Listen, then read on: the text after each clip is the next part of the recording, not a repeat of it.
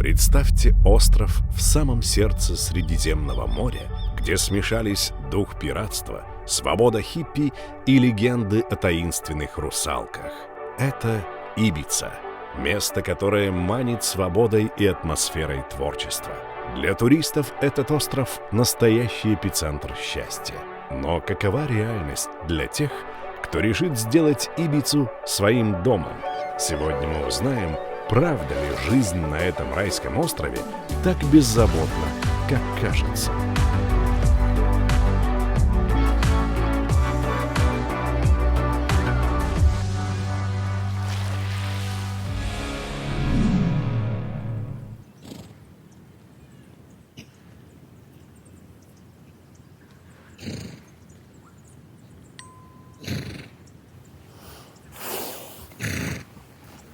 Мы находимся на конюшне. Ну, не то чтобы конюшня, это там, где коней паркуют, а стадо это как конный двор. Вот такая у меня есть гитара. Так, может как раз повод немножко побренчать.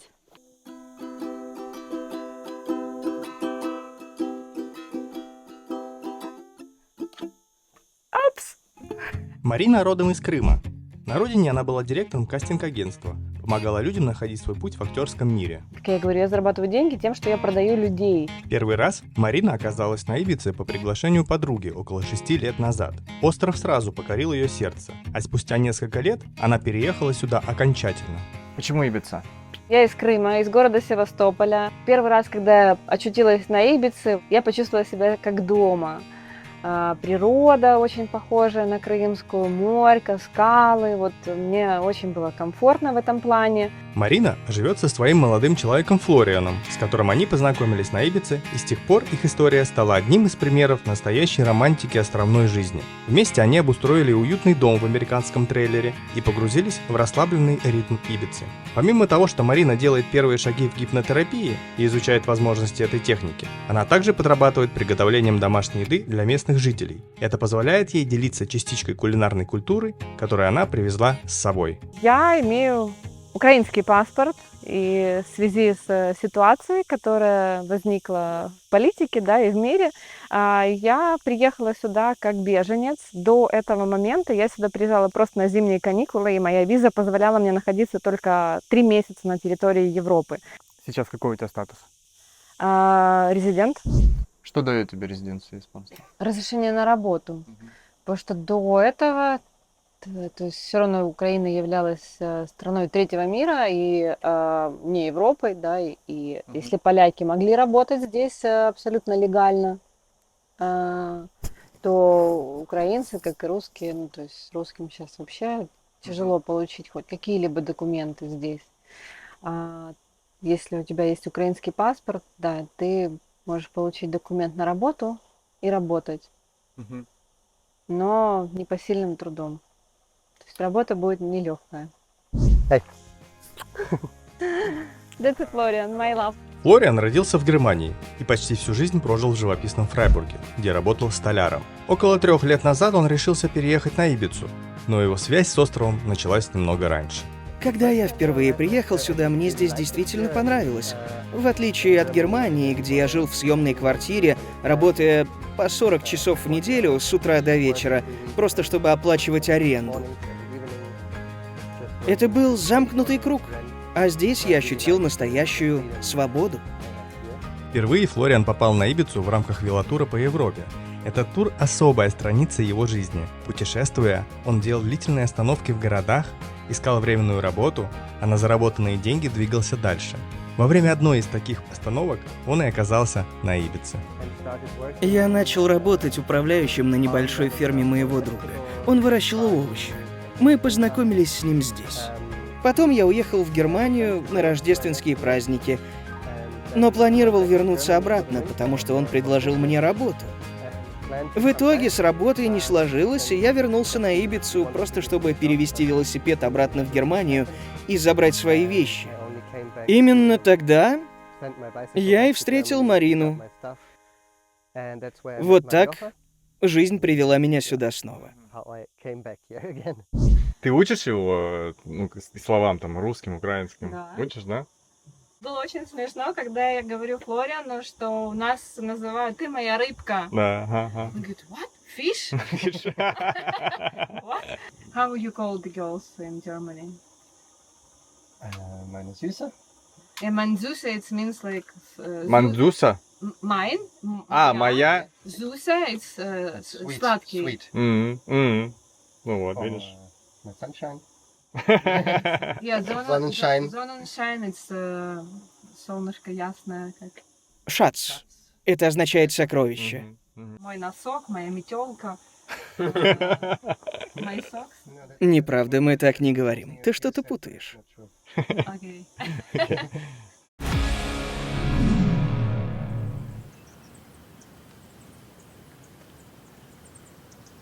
Мой кастл.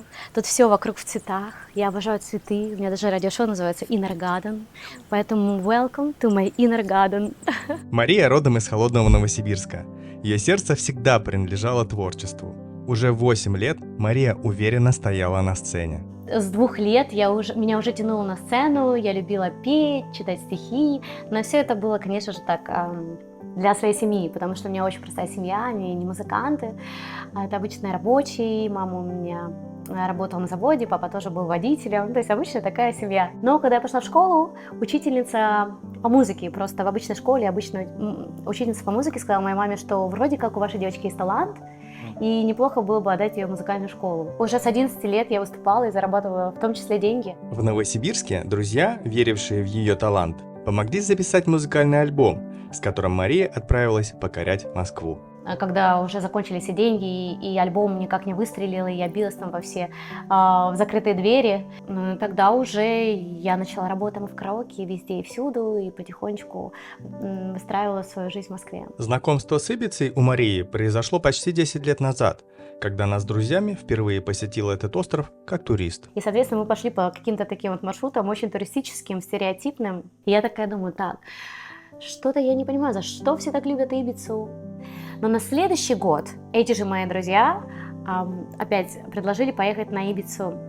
И я могу тебе сказать, у меня был тогда интерес небольшой здесь, потому что я влюбилась вдруг в одного диджея российского, и он здесь открыл свое заведение небольшое.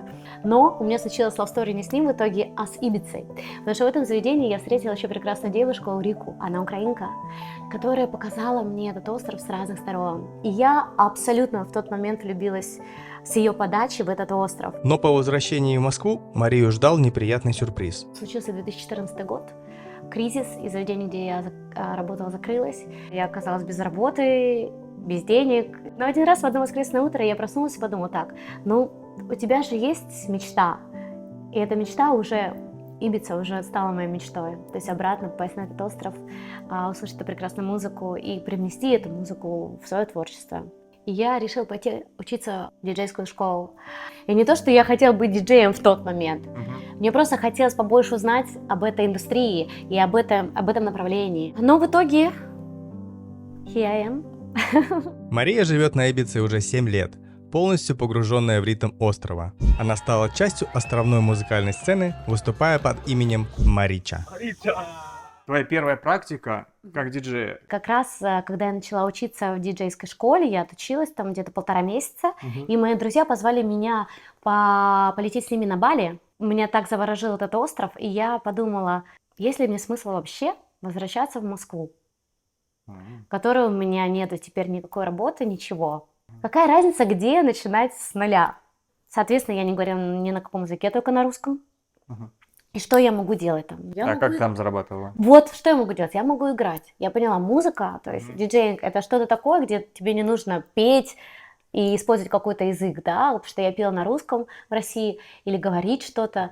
Вот ты можешь просто использовать этот интернациональный музыкальный язык для общения с людьми и, возможно, для заработка. Но это было достаточно сложно, потому что там нужно разрешение на работу, вот эти все китасы и так далее. И я приехала в Москву, обратно у меня уже не было жилья, потому что свою квартиру, которую я арендовала, я отказалась от аренды. Ну, пока была на Бали, мои друзья вывезли оттуда все мои вещи. Время лета, то есть это был май, сезон начинается на Ибице, собственно. Почему Ну, ты нет? вспомнила про Ибицу. Конечно, я никогда о ней не забывала, потому что, собственно, это была моя мечта. Ну и сразу добро пожаловать на кухню! Тут, собственно, я как настоящая хозяйка готовлю свои сеты, горячие сеты. Сразу видно, что наушнички девочки. Так открываешь, что тут у нас сразу первым делом? Диор, духи, помада, резиночка для волос. Вот, кошечка, талисманчик мой, видишь, так вот, она меня поддерживает тоже в моих выступлениях. Вот, ну а это уже такая волшебная сумочка, самое дорогое, что у меня есть, музычка. Я приехала в Москву, я взяла машину, потому что я так думаю, так, на Ибице арендовать машину на весь сезон, ну это дико дорого, невозможно, ну то есть, и плюс у меня негде было жить, но вот эта девушка Аурика, с которой я уже была знакома, она сказала мне, что если что, ты можешь остановиться у меня. Говорю, окей, at least, то есть у меня, я могу пожить с ней, вот, но если мне совсем негде будет жить, у меня, по крайней мере, есть машина, на которой я могу ездить и даже могу, если что, пожить в ней. Ну, там вот так. И я решила ехать прямо с Москвы на Ибицу на машине. И у я тебя это приехала. получилось, ты проехала, Да, и как конечно. бы эта машина где-то... Вот я на ней до сих пор езжу. Да ладно. Да, вот сегодня поедем на ней. И доехала прекрасно, 7 стран, 12 дней на машине, без единой царапины. И на второй же день я разбила свою машину в хлам. Как это случилось? Я, честно говоря, поехала пьяная за рулем. То есть приехала и на эмоциях такая, о, я на Ибице, Ну надо да, отметить. Мне друзья позвали сразу какую-то Лио. Пить вредно, пить вредно. Да, вот это, конечно, очень вредно. Может, перед интервью давай что-нибудь выпьем? Я имею в виду водички, кока-колы, там, винишко, пиво. Нет, я за рулем. А у нас, кстати, можно немножечко так, пару бокальчиков. А, кстати, У сколько нас здесь 0,024 или 0,3. 0,3 промилле? Да, ну, Так или это же очень 0,24. много. Ну, в смысле? Пару бокалов вина. Ну, это все равно много. Но это, тем более, в жару в такую. Ну, в жару. Вот. Welcome. Thank you very much.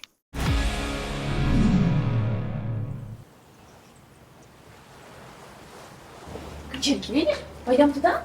Вот туда пойдем кататься. Чух-чух-чух. Пойдем? Ну, я даже не знаю, это хорошо 4-летнего ребенка красить или нет.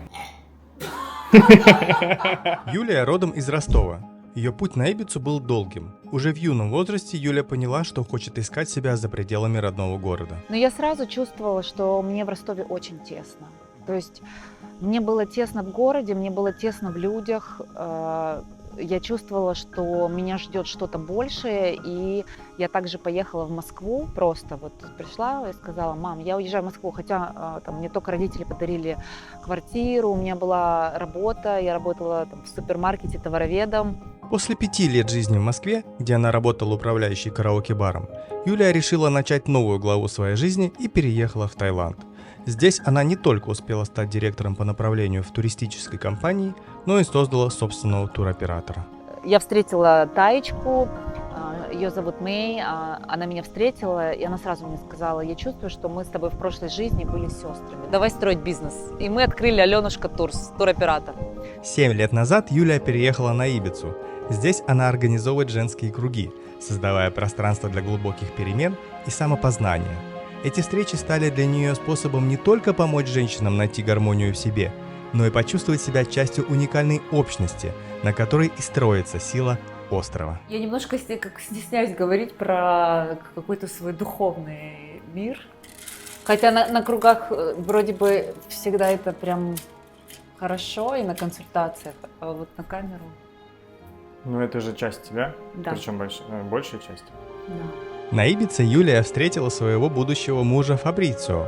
Здесь, в уникальной атмосфере острова, они воспитывают прекрасную дочь Ариану. Вообще Ибица – это такое место, очень сильно энергетически, место силы. У нас есть здесь Эсведра, по геомагнитному полю она там после Бермудского треугольника идет. И меня сразу обнулило. Я теряю телефон со всеми контактами, со всеми фотографиями, со всем. И так как у меня была тайская карточка, я жила 5 лет в Таиланде, и здесь я провела первую транзакцию, и мне ее блокирует тайский банк, потому что они заподозрили, что я не в Таиланде, и что-то, в общем, они заблокировали. И я начала, конечно, искать сразу работу, и мне попалась замечательная женщина Елена с ее объявлением. Работа на вилле, Так как у меня вот такой бэкграунд, я там встречала гостей как хостес, готовила завтраки. Владимир, водички, а газированной, не газированной или, может быть, камбучи? Что такое камбуча? Это, по-моему, чайный гриб. И он разных-разных бывает вкусов. Этот с имбирем. Угу. Вот интересно, попробуй скажешь. Мне очень напоминает наш квас. И, по-моему, он тоже, ну, так как он ферментированный, он немножко там 0,001. Ну да, то есть брожение у него есть. Да. За любовь. За любовь. И знакомство. Да. Ой, ну все, 0,1% алкоголя принято.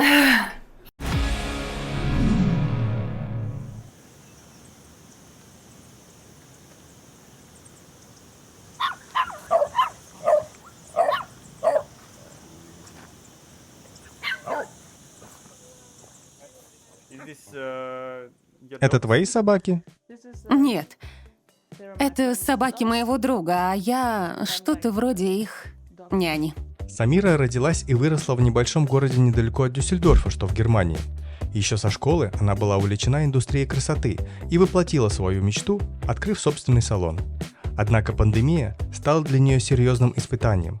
Ее салон пришлось закрыть. Это был переломный момент в ее жизни. Я искала варианты заработка, которые позволили бы мне больше путешествовать или работать удаленно, из любой точки мира. 2 года назад она решилась на смелый шаг. Собрала оставшееся от салона оборудование и переехала на Ибицу. В Германии я решила все изменить. Съехала со съемной квартиры, продала мебель и упаковала в машину все, что мне нужно. Мы с моей собакой просто сели в машину и отправились сюда, в неизвестность. Да, это был совершенно новый этап в моей жизни.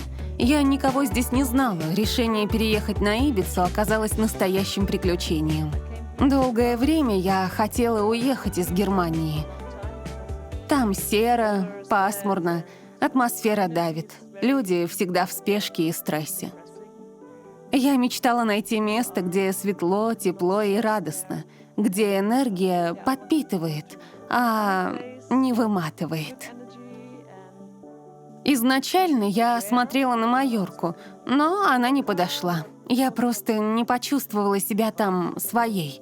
А потом в голове мелькнула мысль, а почему бы не поехать на Ибицу? Никогда раньше здесь не была, но что-то внутри меня сказала: да, попробуй.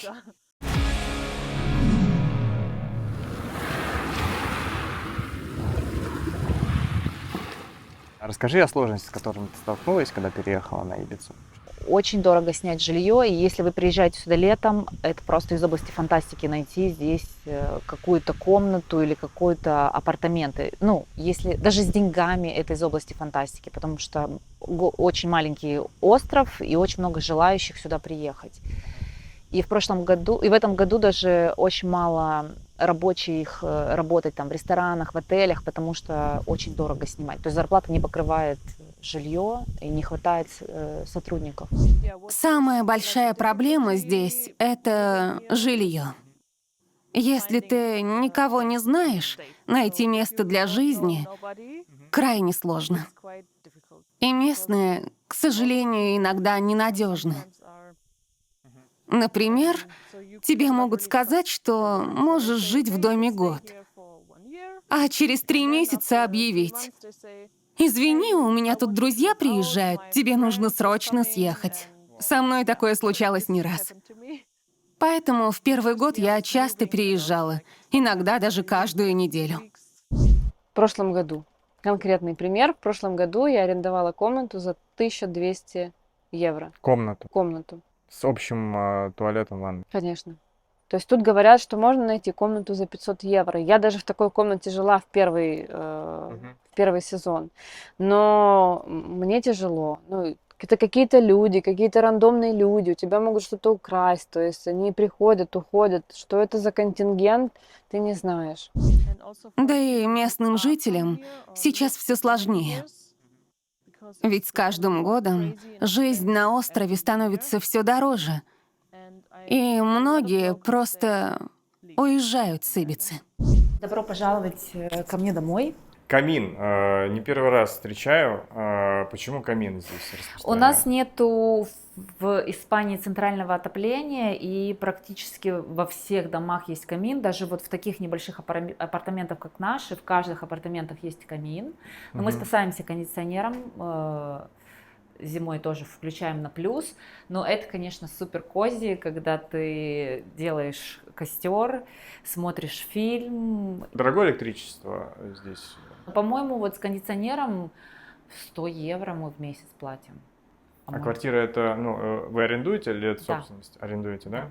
Когда мы 7 лет сюда приехали назад, то есть я знаю, у нас кто-то там за 800 евро снимал, кто-то там то. Сейчас уже таких цен нет. То есть сейчас это уже 2000. Здесь, получается, у вас одна, это типа living room, да? Да, это зал, living room, 2 спальни и туалет с ванной. Вот тут у нас есть, смотрите, даже плита, 4 комфорки. Здесь 2 раковины. Это American стандарт. Офигеть. Мы делаем так, чтобы было больше места. Не у всех в доме 2 раковины на кухне. Кстати. Конечно. Холодильник с морозилкой. Тут даже есть мороженка. Это мы вам потом можем выдать. Кокосики. Так, интересно. И ежевик гребенчатый. Это грибы. Украинские таблетках? грибы. В таблетках, в капсулах. Это от чего, извините? Это для когнитивной памяти. Все розетки, все, даже газовые трубы, все другое, не такое, как в Европе. В Америке все другое, все надо перепокупать, переделывать по-новому. Здесь такой туалетик с душем даже есть. Офигеть. Можешь заглянуть. Там в душ. Там сейчас другие всякие моющие штуки. Слушай, не маленький душ. Да, American стандарт. И тут вот наша прекрасная кровать, на которой мы можем даже втроем спать, если захотим. Это купленный наш дом, но мы купили его не одни, мы купили его с другой семьей.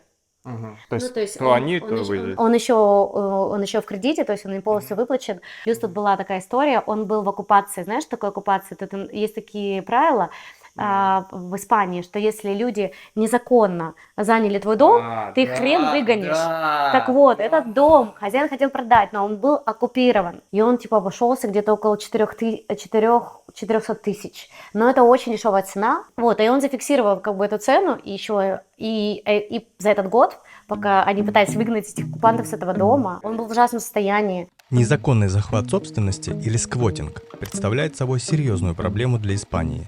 Оккупасы, то есть люди, которые незаконно заселяют пустующие квартиры, ежедневно захватывают до 40 домов.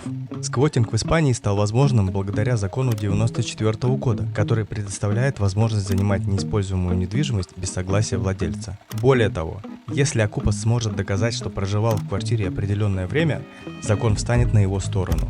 С этой целью оккупанты уже в первый день проживания заказывают доставку пиццы, сохраняя чек с указанием даты, чтобы использовать его в качестве доказательства начала проживания. Сейчас я живу в доме моей хорошей подруги. Она часто путешествует, а я забочусь о доме и о собаках. Это одно из моих любимых мест на острове, в самом его сердце. Дома здесь старые. Они построены так, чтобы переживать жаркое лето. У них толстые стены, большие двери, которые защищают от солнца, и высокие потолки. Так, это кухня. Еще один типичный элемент домов на Ибице — деревянный потолок и камин. Зимой обогрева в таких домах почти нет. Только камины. Если повезет, у тебя будет камин, который станет единственным источником тепла. Какая температура зимой? Самое холодное — около 10 градусов, но влажность может достигать 100%, так что кажется, что намного холоднее. В строительстве используют местное дерево, которое называется сабина. Оно невероятно прочное. В нем не заводятся черви, и оно служит веками. А еще, как ты мог заметить, все дома на Ибице белые. Из-за этого остров называют Белым островом. И это одна из причин, почему я так влюбилась в это место. Отсюда видно центр Ибицы. О, это Дальтвилла? Да, а когда небо ясное, можно даже увидеть соседний остров Ферментера и круизные лайнеры. Какая обычно здесь температура в это время года? Летом температура обычно около 27-30 градусов. Но сейчас все 37. Даже ночью было 29 градусов. Здесь реально хочется пить постоянно просто. Да. Жара. Тебе нормально это? Мне вообще супер. Мгм. Обожаю. Ты как сибирячка. Я как сибирячка, переехавшая на юг. Обожаю жару. Давай, чирс. Чиз! И вот я на Ибице. Что делать? Я знаю одного хозяина одного прекрасного места. Это Sunset Ashram. Это Beach с первого раза еще когда ты здесь была. Когда я еще была Мгм. туристкой, да, моя подруга как Мгм. раз, по-моему, Маурика же тоже познакомила меня с хозяином этого бич-клаба. То есть это первый человек, который стал проводником в музыкальную Ибице, индустрию да, на Ибице. Да, на Ибице. Сколько ты заработала первый раз? Вот первые твои. Ой, ну, я думаю, евро 150. Это мое пианино, но это как моя медитация, знаешь. Я вот люблю просто сесть, поиграть классику, потому что у меня тоже есть классическое музыкальное образование. В детстве я закончила школу музыкальную. И я вот так иногда сажусь, играю Бетховена, знаешь.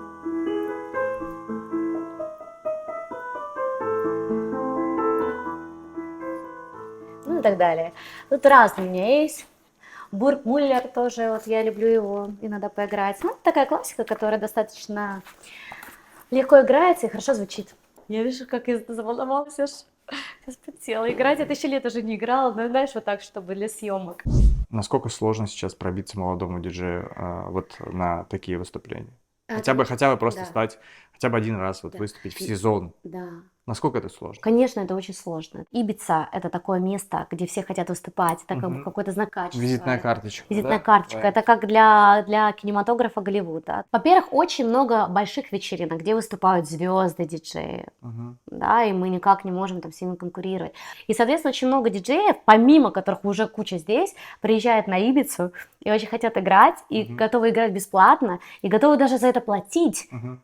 чтобы сыграть, чтобы попасть куда-то в лайнап или на какое-то заведение. В Лионе он там диджей, но если он уже где-то сыграл на Ибице, то уже он приезжает в Лион, и он же не просто диджей Портфолио. из Лиона, но он уже играл на Ибице, для него это Мгм. cool. И, конечно, в условиях такого жесточайшей конкуренции, такого несправедливого рынка очень сложно найти свое место под солнцем. Мгм. Но вот некоторым удается. И я счастлива, что мне удалось. Тут вот у меня еще 2 комнатки. Одна комнатка тоже гостевая. Вот такая вот уютненькая, тоже со своей ванной. И вот с такой прекрасной картиной, которую я сама нарисовала. Ты еще рисуешь. Да, зимой, когда есть время и вдохновение. Соответственно, главная комната, как говорится, мастер-рум, где, собственно, я обитаю, это вот это. Ну и, соответственно, вот с таким вот видом я просыпаюсь каждое утро. Ну так неплохо, в общем. Мне нравится. Вот. Давайте поделюсь этим прекрасным видом с вами. Там уже сторона Сан-Антонио потихонечку начинается. Тут вот пляжи Кала-Тарида тоже. Как ты сейчас оцениваешь свой уровень? Не мастерства, наверное, а вот если есть звезды, есть Да. начинающие, то где ты? Но я могу сказать, что я достаточно известный диджей на Ибице, как локальный диджей, потому что у меня есть свое радиошоу на Ibiza Global Radio. Это очень круто тоже для любого диджея, и это одна из самых известных радиостанций в мире об электронной музыке. У меня там свое еженедельное радиошоу. У меня здесь большая востребованность, но я не звезда, и, соответственно, у меня нет звездных гонораров. У меня скорее это такая резидентская работа, когда заведение меня букируют как резидента, например, каждый вторник я там, то каждую среду я там, то каждый четверг я в другом месте. А какие ограничения на тебя возложены, как на беженца? Что ты не можешь делать? Все могу, просто вот, да, если я как беженец, то есть там, может быть, в другой Европе дают какие-то там пособия, помогают за жилье, здесь ничем не помогают, просто помощь в том, что тебе дают разрешение на работу. Ну, то есть официально работать ты можешь? Да, я официально работала уже в этом году даже, но уволилась официально. Где ты работала? в Espla Hotel, пастри-шеф, шеф по десертикам. Почему? Есть опыт. В Киеве, да, семейная пекарня, сестры Бабинцовы. Производили десерты для более чем 40 кофешопов Киева. И сейчас эта как бы пекарня продолжает свою деятельность. Ну, это не хлеб, это как pastry, не знаю, десерты. Сейчас ты здесь, этот проект там, он работает, все хорошо. Да, проект работает, все хорошо, но я здесь и как энтузиаст начинаю новую жизнь. И здесь у меня уже был проект как Ibiza Smoothie Lovers. К сожалению, этот проект я могу считать уже полумертвым. За счет того, что очень дорогая аренда. В сезон. Да, а сезон маленький, плюс лицензии и сантехника. Даже сами испанцы, они хотят работать не с испанцами. То есть они предпочитают работать с немцами, с поляками. То есть помещение, в принципе, было там 3 на 4 метра, очень маленькое помещение. Где оно располагалось? В Сан-Антонио. Аренда стоит где-то 8 тысяч евро. В итоге просто закончилась арендный срок. Ничего так и не началось. Моя идея была продавать что-то здоровое, поскольку на Ибице, в Сан-Антонио, это считается вообще клака Ибицы, где люди приезжают только бухать и упарываться наркотиками. В Сан-Антонио там почему-то такой вот контингент собирается, это в основном британская молодежь, и Сан-Антонио считается как британской такой колонией, мы не можем назвать, да, но британским городишкой, где концентрат этой культуры. И что очень странно, что вот человек, да, британец, он приезжает сюда и говорит: вау, круто, Испания, мне нравится. Но если он начинает делать что-то свое, он, конечно же, привозит всю британскую еду, пиво, культуру, и это уже не Испания. То есть он приезжает сюда, ему нравится Испания, но он привозит все свое. Все, что он знает, все, что он может. Да. Будешь танцевать? Do you wanna dance today? А? You wanna dance? Yeah. You gonna dance for Владимир? Скажи: Владимир. А у нас Ариана такая wild, дикая роза. Знаешь, как жарко на улице? Ариан, ну пожалуйста, зай. Ты хочешь ice cream? More ice cream? Yeah. Давай, тогда слушайся маму. Скажи, пожалуйста, про учреждение детского сада, да, и вот какие они здесь, какая здесь школа? В целом я довольна. Трудности — это то, что везде нужно занимать очереди задолго до, то есть так как здесь лимитированные садики и школы, хорошие тем более, и там всегда стоит очередь, трудно попасть, и в этом, наверное, минус. И опять же таки, так как мы здесь находимся, Балеарские острова разговаривают на каталанском языке, и не частные, а государственные школы — это каталанский язык. Кстати, интересный факт, что здесь школа начинается с 3 лет. То есть детский садик до 3 лет, а потом школа с 3. И вот этот предподготовительный класс с 3 до 4 у них еще есть дневной сон, а с 4 до 5 уже дневного сна нет. И мне было немножко тяжело это принять, потому что все-таки я привыкла, что до 5 лет ребенок должен быть ребенком. Ну да, должно быть какое-то детство у человека. Да, а тут прям школа. Садики, конечно, отличаются от наших, потому что здесь все очень компактно, нет вот этих прогулочных классных территорий. Потому что наши садики, я помню, это большие территории, горки, прям детские площадки, песочницы. Здесь это обычно какой-то маленькая терраса. Вы ее не отпускаете одну гулять? Нет. Здесь опасно? Ну, во-первых, машины тут очень много, часто ездят, в этом плане опасно. Но, во-вторых, я думаю, что уже так, как было в нашем детстве, уже такого нигде нет. Когда дети пошли гулять во дворе утром и вернулись вечером. Водить машину в сезон становится очень рискованно. Люди носятся как угорелые, превышая скорость и нарушая правила. Это действительно опасно, иногда даже очень. Думаю, в основном это туристы, которые либо что-то употребили, либо хотят показать. «Эй, смотрите, какой я крутой, как быстро я гоняю!» Или «Какая у меня крутая тачка, я делаю, что хочу, ведь я же на Ибице!»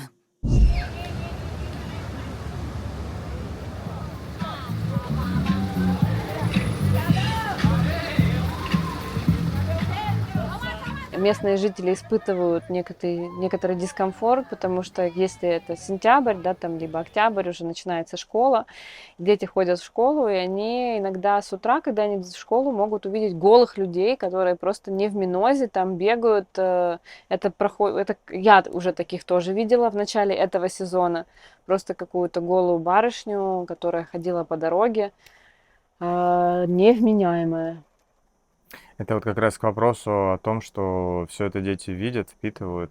Здесь очень классно для беременности, до 50 лет ребенку, да, пока вот он ребенок.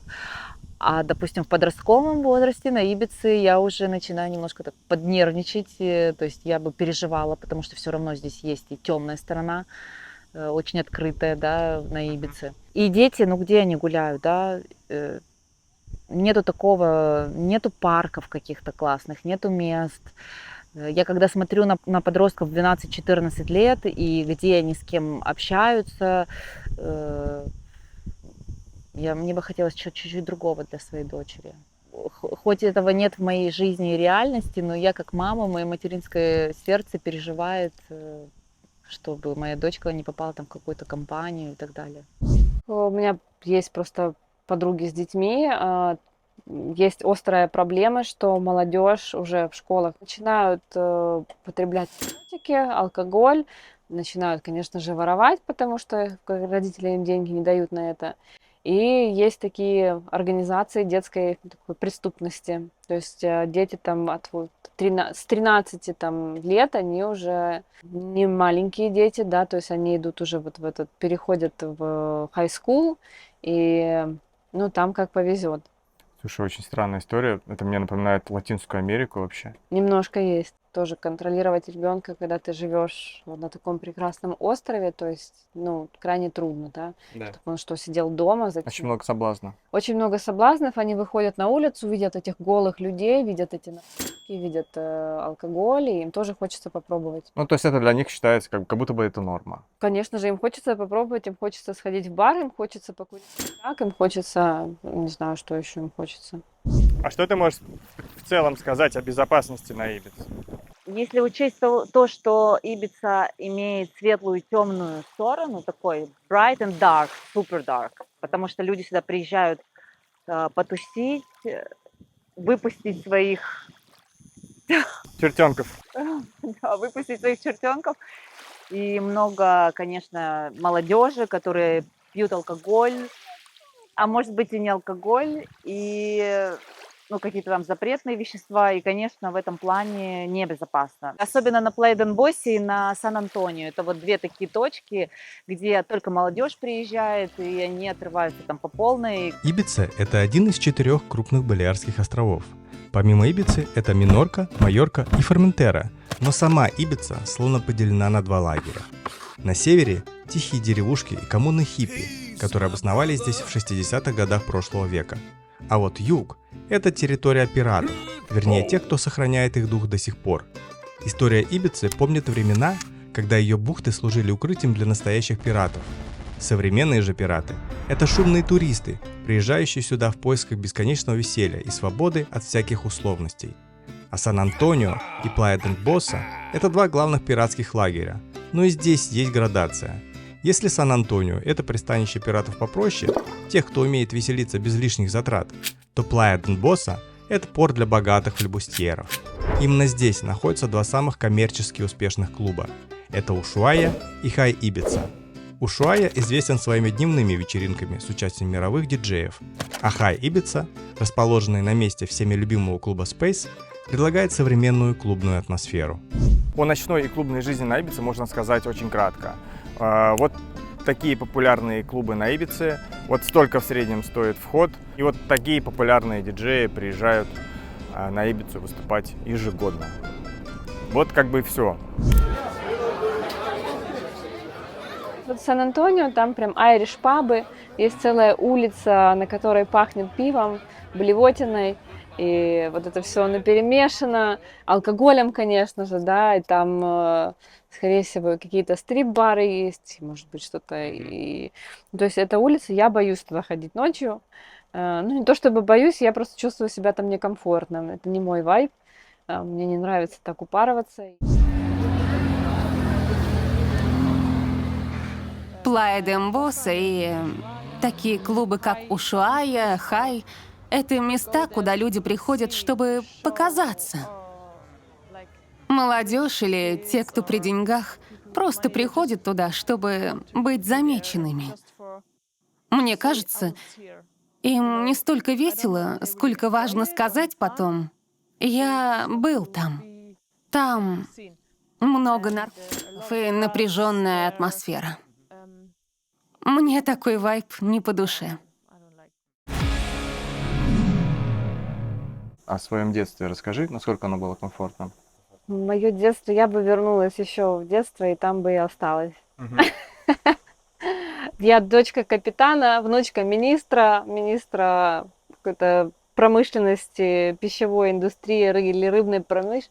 Я была, не знаю, как у Бога за пазухой. Мои самые сладкие воспоминания — это когда я у дедушки на животе лежала в гамаке и ела с пальчиком черную икру. И когда мы готовили салат шуба, мы делали это не из селедки, а из скумбрии. Я вырос на старой ферме и мог делать то, что хотел. Телевизор мне смотреть не разрешали, зато я сколько угодно мог жечь костры в саду и рубить дрова настоящим топором. Флориана папа является психологом, психотерапевтом, прямым учеником Хеллингера, да, это расстановки по Хеллингеру. И Флориан потом мне даже подарил книжку папы. Его папа пишет книги. Если твои родители так преуспели в психотерапии, может быть, ты подумывал о том, чтобы тоже стать психотерапевтом? Когда я думал о поступлении в университет, то выбирал между психологией и лесным хозяйством. Да, знаю, это совсем разные направления, но проблема была в том, что к тому времени мне уже исполнилось 29, а в Германии студенческую стипендию BAföG можно получить только если начинаешь учебу до 30. На лесное хозяйство меня брали почти наверняка. А вот с психологией нужно было ждать или надеяться на удачу. И в итоге я выбрал лесное хозяйство, потому что если бы не поступил, то мог бы забыть о высшем образовании. Я не из богатой семьи, и у меня просто не было на это денег. То есть он из такой семьи, как бы психологов, хиппи. В отличие от меня, я из семьи, там, мой отец был военный, дедушка военный, далеко все от хиппи, но я хиппи, как бы, мы вот встретились на Ибице.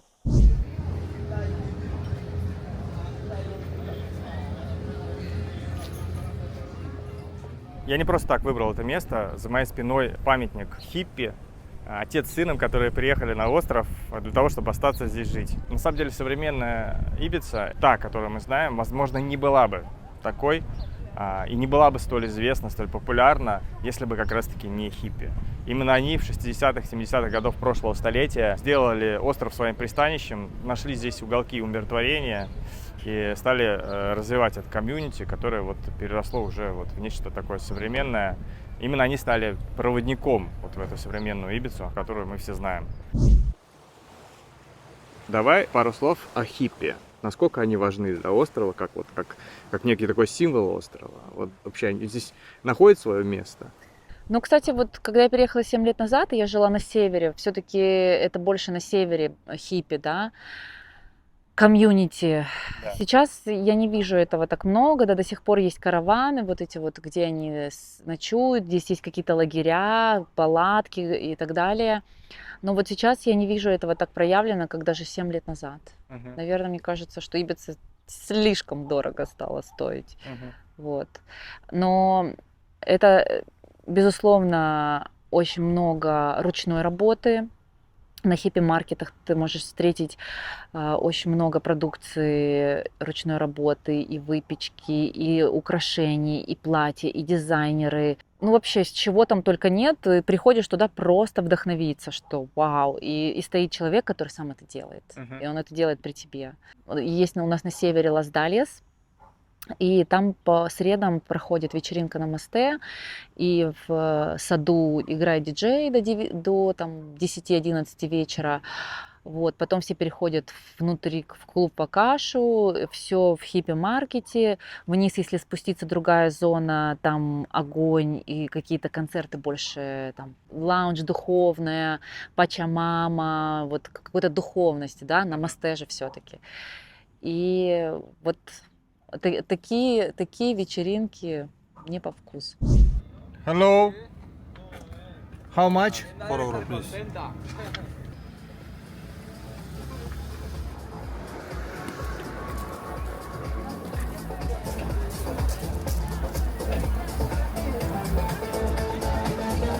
Perfecto. You can come pasando, ¿vale?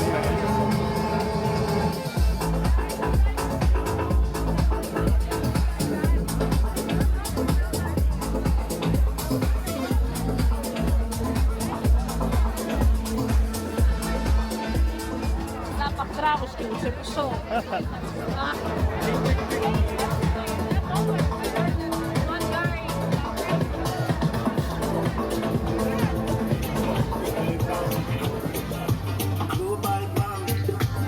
International bankers will be there. Drink your drink, drink your drink. Bank managers will be there. World Bank, Global Bank, International bankers will be there. Drink your drink, drink your drink.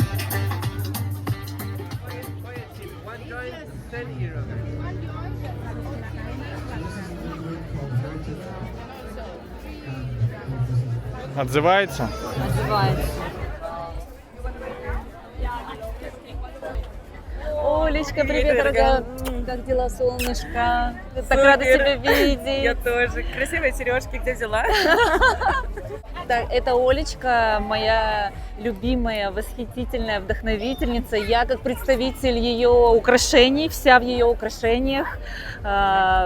Очень рада, что мы с ней знакомы. Она украшает всех женщин нашего острова. Знакомьтесь, Оля и Рони. Ольга родом из столицы Беларуси, города Минска.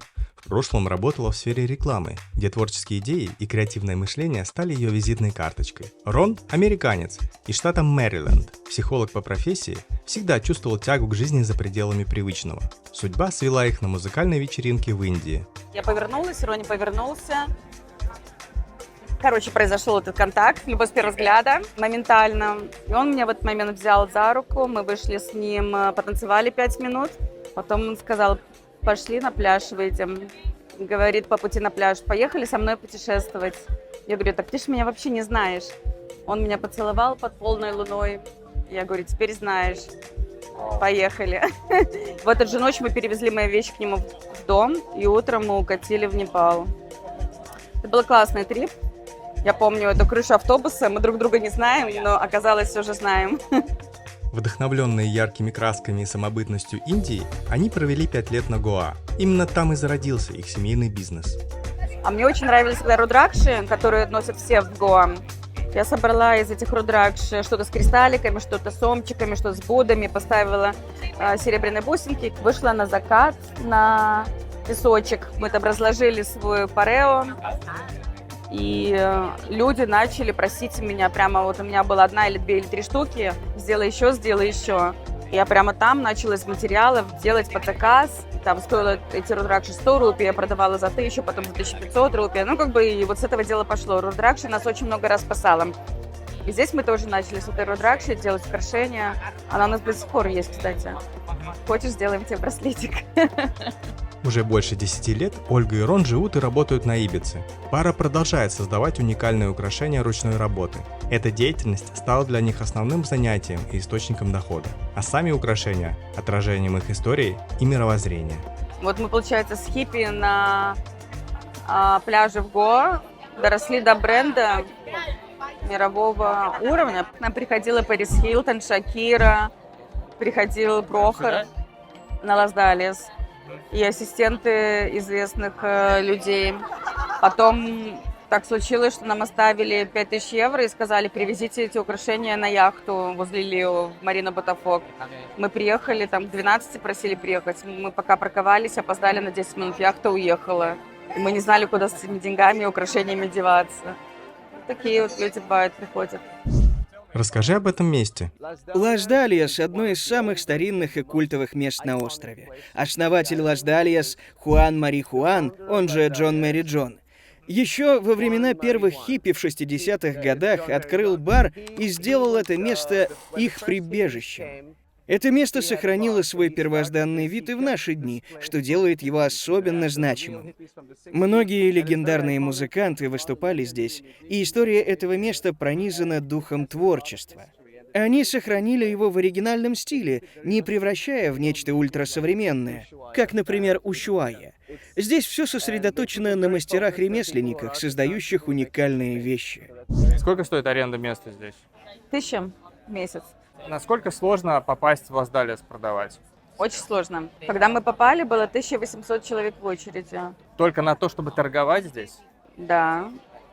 А остальные должны стоять в очереди под оливковым деревом. Это место особенно по-своему. Оно уходит корнями в хиппи-культуру, но при этом отражает современный, креативный поток. Наши соседи по 35 лет делают маркеты. Есть люди, которые вообще хипари самые старые, без всяких документов, без автонома. Ты считаешь себя хиппи? Нет. Твой образ жизни, он не напоминает образ жизни хиппи? Для кого-то напоминает, но мы же пользуемся картами, летаем как-то. Ну, хиппи, во-первых, не будут тратить 2500 евро на жилье, как мы тратим. Да. Значит, мы уже не хиппи. Если цветы заказать, то вот, это я для мужа прикрепила, чтобы он знал. Чтобы не отмазался. Говорит, я не знаю, где цветы заказать. Я, вот, все. Тут и телефон, и имейл, и название, и а тут вот какие-то фотографии. Там мы на свадьбе были, да. ты Да, там были на свадьбе. Какое-то там, не знаю, бурату с помидорчиками и с рукколой. Это супер. А днем, ну, утром могу сделать сальмон с тостада, ну, то есть как бы жареный хлеб, сальмон, тоже туда же рукколу, помидорчики, в общем, тот же состав, только с хлебом. Что в морозилке? Ну вот, мороженое. Хочешь? Спасибо. А мясо я не вижу. Ты не ешь мясо? Я вообще была вегетарианкой, ну, лет 8. Но потом я вышла замуж за испанца, и еще 1 год терпела. А потом, ну, знаешь, вот эта традиция у них, она очень сильно кулинарная, завязана на мясе. Это их и всякие ребрышки, и свинина, и вот этот хамон. Ну и, соответственно, через год я стала кусочек за кусочком так пробовать. Какой сейчас у тебя средний гонорар за выступление? Я тебе могу вот просто разброс сказать Давай того года, который у меня был самый низкий гонорар и самый большой. Давай. В этом году еще год не закончился. Отлично. Да? Может, самый большой еще впереди. Конечно. Отлично. So, then, в том году там самый дешевый там, может, был где-то 170 евро. За выступление? Ну, за выступление, да. Самый большой это был 6000 евро. Где ты выступала? Я выступала, это было private party. То есть это был самый большой. Мы про него не можем говорить? Ну, лучше не надо, потому что private party это private party. Работа диджея, она накладывает на меня некоторые ограничения, да, вот, особенно если я играю для каких-то богатых или известных людей. Кого из известных людей ты играла? И Леонардо Ди Каприо тоже был в Касамаке у нас в том году. Ты для него играла? Да, и ну, я не знаю, Наоми Кэмпбелл там и так далее. Известные диджеи, там и Фишер, и Black Coffee, Алекс Монополи, тоже такой известный художник, тоже я для него играла. И... Ну, то есть очень много. Здесь Ибица, она полна известных людей, и не всегда даже ты знаешь, для кого ты играешь, не всегда ты их видишь. Я с ним сплю. Когда мужа нет. Когда мужа нет, а муж у меня достаточно редко бывает летом, потому что он тоже работает, и не на Ибице, а в Барселоне. Поэтому вот Альберто — это мой друг. А это, да, это я привезла с Бали, тоже такой инструмент прекрасный. Можно... Ты умеешь на нем играть? Ну, это не так уж сложно, могу и тебя научить. Давай попробуем.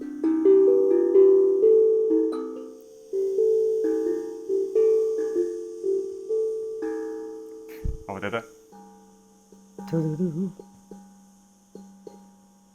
Может быть, какой-то необычный заказ, необычное выступление, где ты была? Я выступала тоже на вечеринке, где там private party, но люди построили целый цирк просто на этой вилле.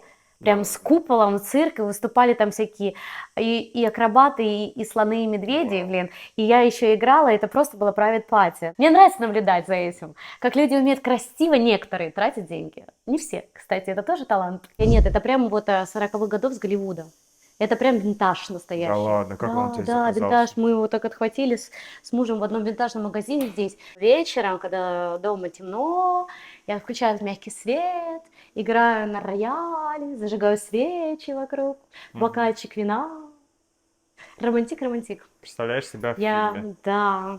Каждый из нас снимает фильм про свою жизнь, а все остальные это только зрители моей жизни. Ты зритель моей жизни в данный момент, а я зритель твоей. Лошадки любят даже банановые шкурки, для них это лакомство. Сам банан может быть не очень, а вот банановые шкурки, для них это вкусняшка. Казалось бы, да? Да. Ну, немного, чуть-чуть им можно давать. А саму мякоть они могут съесть? Хороший. Мякоть, конечно, но они много чего могут съесть. Но вот огурцы, кстати, я им давала огурцы, они не очень любят, потому что потом я вычитала, огурцы нежелательные лошадям и осликам, их пучат от них. Расскажи про ту деятельность, которая реально тебе приносит заработок, удовольствие. Вот что это за деятельность здесь? Так, ну первая моя официальная работа здесь на Ибице была. То есть какая ситуация была, да? Я приехала, уже деньги закончились. Я платила еще какое-то время за аренду в Киеве, за аренду студии. Я арендовала студию. В Сан-Антонио я устроилась в бар. Это была пицца. Поскольку, как бы, да, у меня есть наработка, но это все было не так просто. То есть это бар с пиццерией рядом.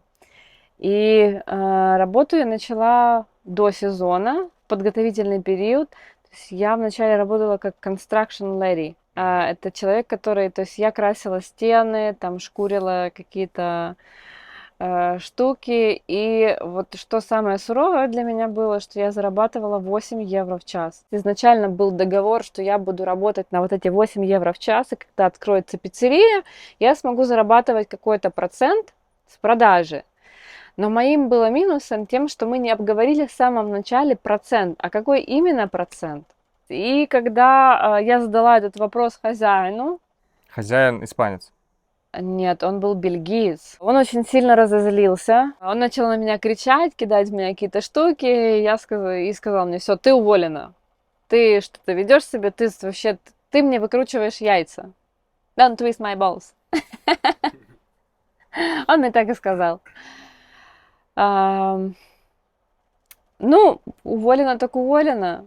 Какая тут история? Чтобы ты можешь работать 6 месяцев, и если тебя сокращают через 6 месяцев, теоретически ты можешь получать пособие по безработице, там в районе 400 евро в месяц. А контракт тебе не дают, как правило, на 6 месяцев, а дают на 5, потому что если они будут давать тебе на 6 месяцев, тогда они должны платить больше налогов, чтобы потом каким-то образом перекрывать вот это пособие, которое ты можешь выплачивать. Поэтому найти работу, если ты не говоришь по-испански, круглогодичную, крайне тяжело. На Ибице, да, потому что это сезонный остров, и очень много заведений закрывается, сокращают персонал, и остаются лишь только самые-самые свои. То есть, если ты приезжий, очень тяжело найти какую-то хорошую работу, там с зарплатой 3000 евро, такие зарплаты есть. Но если ты не знаешь испанского, и у тебя нет опыта, то ты будешь работать, как я, за 8 евро в час. Если человек имеет какое-то специальное технологическое образование, и он будет электриком, например, он здесь будет, скорее всего, зарабатывать больше.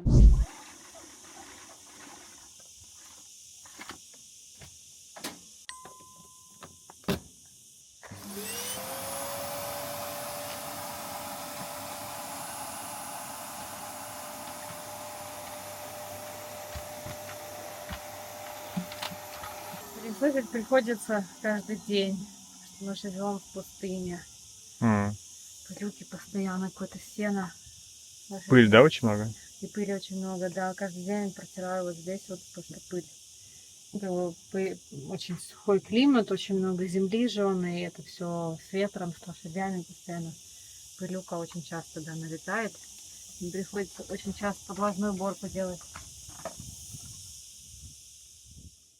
Я пошла искать новую работу. И я пошла работать, конечно же, после собеседования в магазин одежды.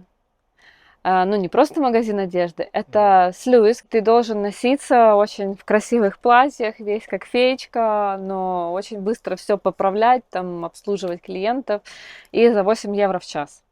Я чувствовала себя неудовлетворенной, что я просто, ну, как бы, что я продаю, это никогда не было в моих мечтах там продавать какие-то вещи, да, то есть я как после того, как я была кастинг-директором, да, у меня был один, другой, третий бизнес, да, то есть все какое-то между собой, то есть я была очень активным человеком у себя на родине, в Киеве, и все это приносило мне доход, и я могла путешествовать, то здесь я...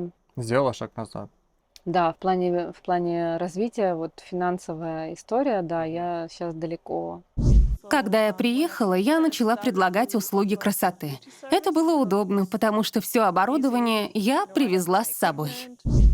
Так, это небольшая часть моего оборудования. Я как раз должна была сегодня заняться своими ногтями. Да, вот так выглядит мой мобильный салон. Я еще не успела сделать свой маникюр, потому что не ожидала вашего скорого визита сегодня. Я делаю маникюр уже 20 лет. Начала еще в школе. Это часть меня и моей жизни. Мне нравится создавать какой-то креатив, что-то красивое или полезное для людей. Клиенты находят меня через WhatsApp или Instagram. Они пишут, например, «Привет, мне нужен маникюр или педикюр, вот мой адрес, когда сможешь приехать». И это здорово, потому что я попадаю в такие места, в которых в обычной жизни никогда бы не оказалась. Это роскошные виллы, потрясающие большие дома. Мои клиенты разбросаны по всему острову, а сами они со всего мира. И это очень круто. Моя работа позволяет знакомиться с ними и выстраивать дружеские отношения. А сколько стоит здесь маникюр? Маникюр стоит от 50 до 80 евро. За один палец? Нет, за 10, конечно. Сейчас какие основные сложности на данный момент у тебя есть? Ну, опять у меня с банковской картой, да, вот сейчас я в новом банке завожу карточку из-за того, что Россия там под санкциями, они говорят, что вы не можете заниматься там, 5% можете деятельности на русском языке вести, а я продаю курс ведущих женских кругов на русском языке, у меня сайты на английском и на русском, и для меня это какая-то вот, я не могу сепарироваться, потому что мне легче рассказать на русском, чем на английском, хотя мы с мужем общаемся на английском языке, и у меня английский достаточно хороший, но все равно, когда я говорю на английском, я говорю от ума, когда я говорю на русском, я говорю от сердца. И для меня это сейчас сложность такая прям серьезная. Вот банк мне попросил такие вот предъявить документы, на каком языке и для кого моя деятельность. Потому что я подала свой русский паспорт с моим резидентством на 10 лет, и вот они провели анализ и выдали мне такую информацию. Это очень интересно. Правда. Ну, правда, я даже сейчас там вот как бы спросил тебя, услышал, и прям в таком легком шоке, конечно. Тут мое рабочее место. Здесь я провожу свои консультации, записываю видеоуроки и работаю с таким видом. Просто очень благодарна судьбе за то, что я здесь живу, я каждый день просыпаюсь, и вот сколько я здесь, уже 7 лет живу, и каждый день просыпаюсь, и не могу поверить, что это тут. Но иногда все-таки настолько замыливается вид, что когда приходят гости, они начинают говорить: «Господи, какой у вас вид!» И я смотрю, правда, какой вид. Что за курс ты записываешь? Скажи, что это такое? Сейчас я записываю курс ведущих женских кругов. То есть я организую ретриты, женские круги, какао-церемонии. У тебя в WhatsApp самая большая группа русскоязычная, женская, правильно? На Ибице. Да. Я вышла замуж. Прошел год. И я думаю, так, что дальше? Я захожу в Facebook, в группу местную, и у меня был такой крик души, зов сердца, где я написала: дорогие любимые женщины, островитянки, если у вас есть желание собираться на девичники, на женские круги, практиковать вместе, вообще что-то создать совместное, напишите какой-то комментарий, поставьте лайк. И, в общем, этот пост набрал 40 комментариев. Девчонки реально тоже хотели этого. И тогда я организовала первую женскую встречу в кафешке, познакомиться. И я создала WhatsApp-группу, назвала ее «Женский круг на Ибице», хотя я еще вообще далека была от женских кругов. Это просто пришло название. И туда добавились первые 20 девочек, которые пришли навстречу. И сейчас эта группа выросла за 3 года, уже там больше 300 девчонок. И мы собираемся, проводим женские круги, какие-то мистерии, какао-церемонии, экстетик-танцы. И мне так нравится, что это так разрослось, и что это изобильно, и что у меня вот получается вот каким-то образом объединять девчонок. Чтобы прийти туда, нужно заплатить деньги, правильно? Да. Какая это сумма примерно? Ну, по-разному. От 50 до 300 евро стоит участие в моем круге. Все зависит от наполнения. Да? То есть, если в Париже у меня стоил 300 евро круг, что это было? Супер лакшери шато, это был супер диджей, это привезти все туда, мои билеты и так далее. А если это где-то на пляже, последнее дело вот на этом же месте, и да, какие-то там затраты на какао, на фрукты, на то все, то есть какие-то затраты идут, конечно, мы с девочками шерим. Сколько получается зарабатывать примерно? Ну, от 300 евро до 1000 с круга. Получается, здесь вы только живете. То есть к лошадям вы никакого отношения не имеете. Нет, Флориан каждый день работает здесь. А что он делает здесь? Его утро начинается с того, что он должен покормить лошадей и убрать говно. Это рутина. То есть лошади едят 3 раза в день. Их тут порядка 20 штук. И они каждый день надо убирать говно. Я кормлю лошадей, убираю за ними, слежу за тем, чтобы всегда было достаточно корма, организую работу для волонтеров и помощников, поддерживаю чистоту и порядок, ухаживаю за садом. В общем, слежу, чтобы все работало и все были довольны. Мне нравится работать на свежем воздухе. Это для меня своего рода медитация, наверное. Можно и так сказать. Вот смотри. Здесь можно увидеть, сколько у нас свежей черной и серой воды. Серая — это смыв воды из раковины и душа. Черная — это смыв унитаза.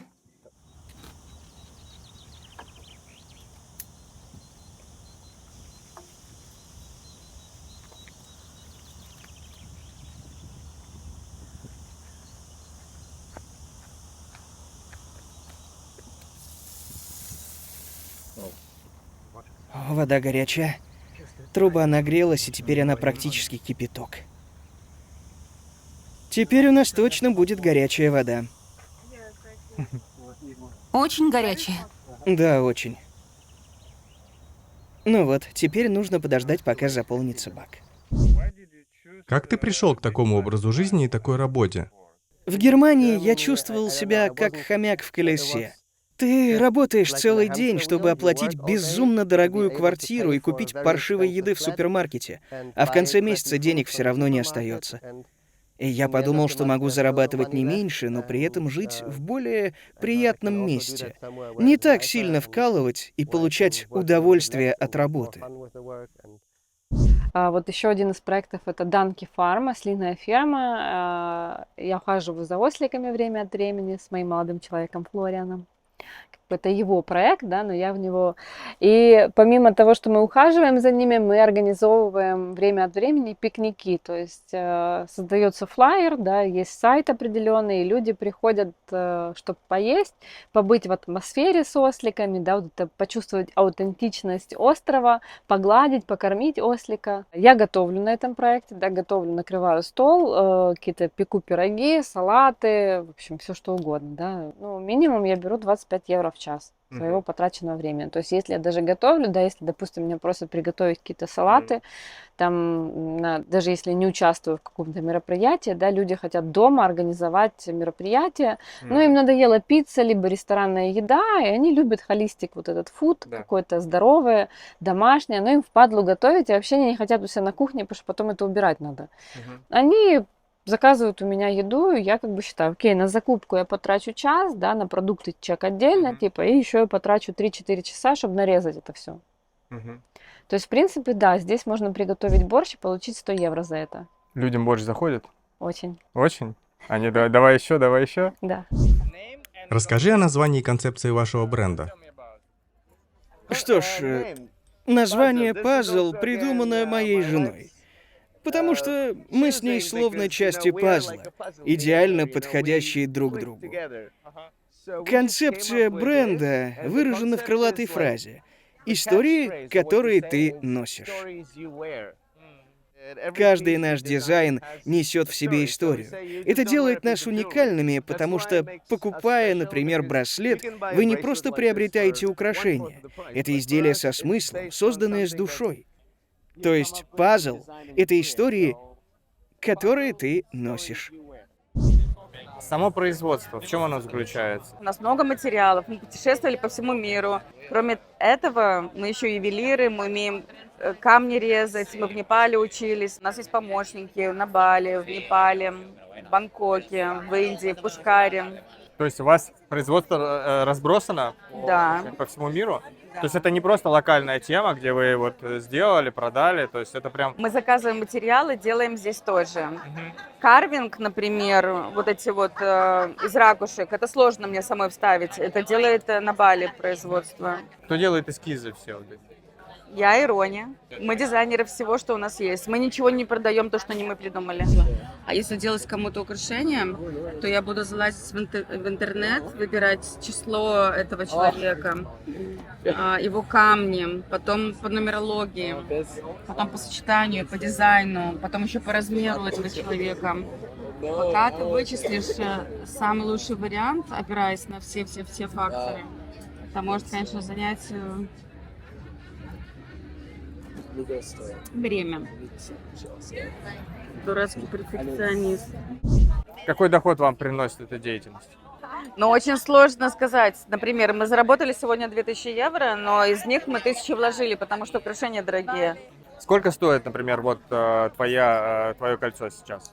155 евро. Это стоит 255 евро. Просто так не скопируешь, потому что это не машинная работа. Сколько стоит произвести такое украшение? 55 евро. 35 евро. Я быстренько наверх переоденусь в платье богини. Буду готова через 5 минут и поедем выступать. Ждем. Богиня готова. Опа. Даже на жаке раз есть. Я ничего не ела сегодня. Кстати, пиво осталось вчера. Открытое. Ну не пропадать же добру. Все. Готово. Где ключи от машины? Ну вот как? Как со мной жить? Сейчас я приготовлю нам какао. И я добавлю кокосовые сливки, соевое молоко, мед, кардамон, немножко чили перца и корицы, ну, по вкусу. У меня есть святая кастрюлька, потому что какао это такой спиритуальный напиток, есть дух какао, и я предлагаю всегда какао, когда варю первую порцию Всевышнему Творцу. Порция от 20 грамм на человека, 30 это уже сильная для какао-церемонии порция, чтобы он растворился побыстрее. А как ты относишься к Нескафе, например? Не, ну там уже нету такого эффекта, он сильно переработанный. Это не какао. Корицу для повышения настроения. Чуть-чуть буквально. Мне больше настроения еще. Еще чуть-чуть. Кардамон. Кардамончик тоже с чепоточку. Для сердца хорошо. А чили тоже буквально щепоточку, потому что чили, он разгоняет эффект и дает больше огня. Давление повышает. Ну, буквально вот совсем чуть-чуть.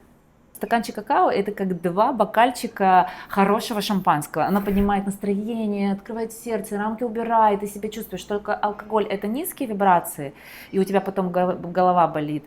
А какао – это высокие вибрации, это раскрытие сердца. 1 глоток пива и все, и в хлам.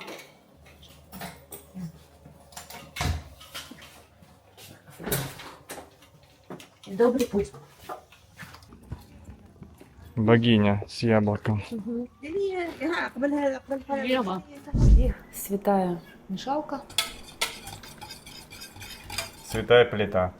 Но плита не святая, тут рыба периодически. Мы вегетарианцы, мы не едим мясо, но рыбу мы едим.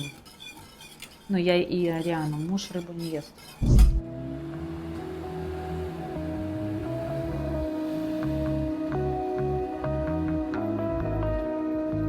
Что за место, куда мы едем? Мы едем в Кала Красианеда, это такая красивая Кала, и это полностью ресторан, Beach Club.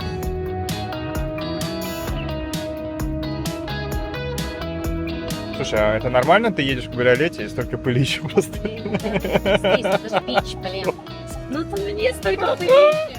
Ты же видел, столько нет, это здесь просто, да. Но когда такая пыль, я уже стараюсь закрывать. Но Ибица, машины никогда здесь не бывают чистые, вообще это невозможно. Мы вот всегда едем в таких грязненьких машинках.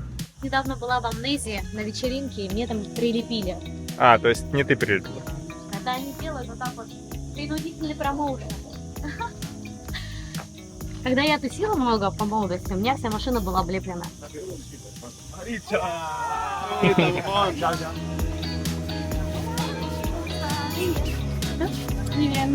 Hello.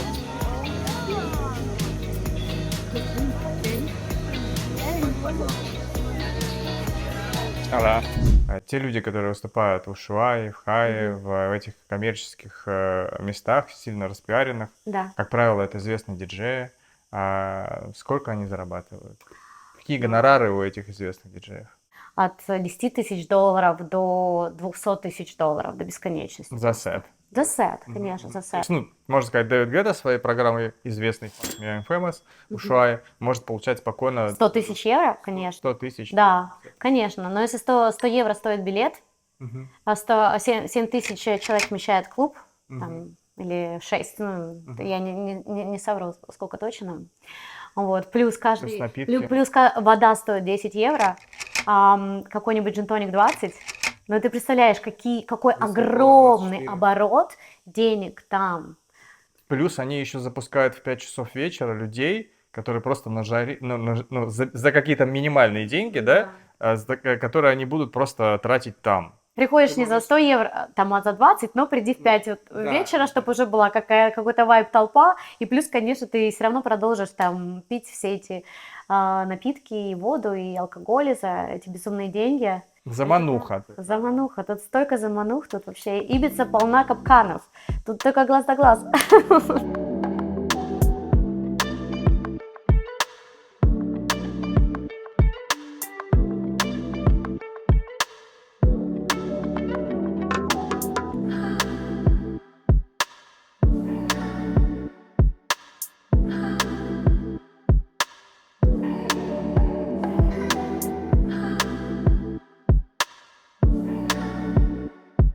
Gracias, amor. Muchas gracias.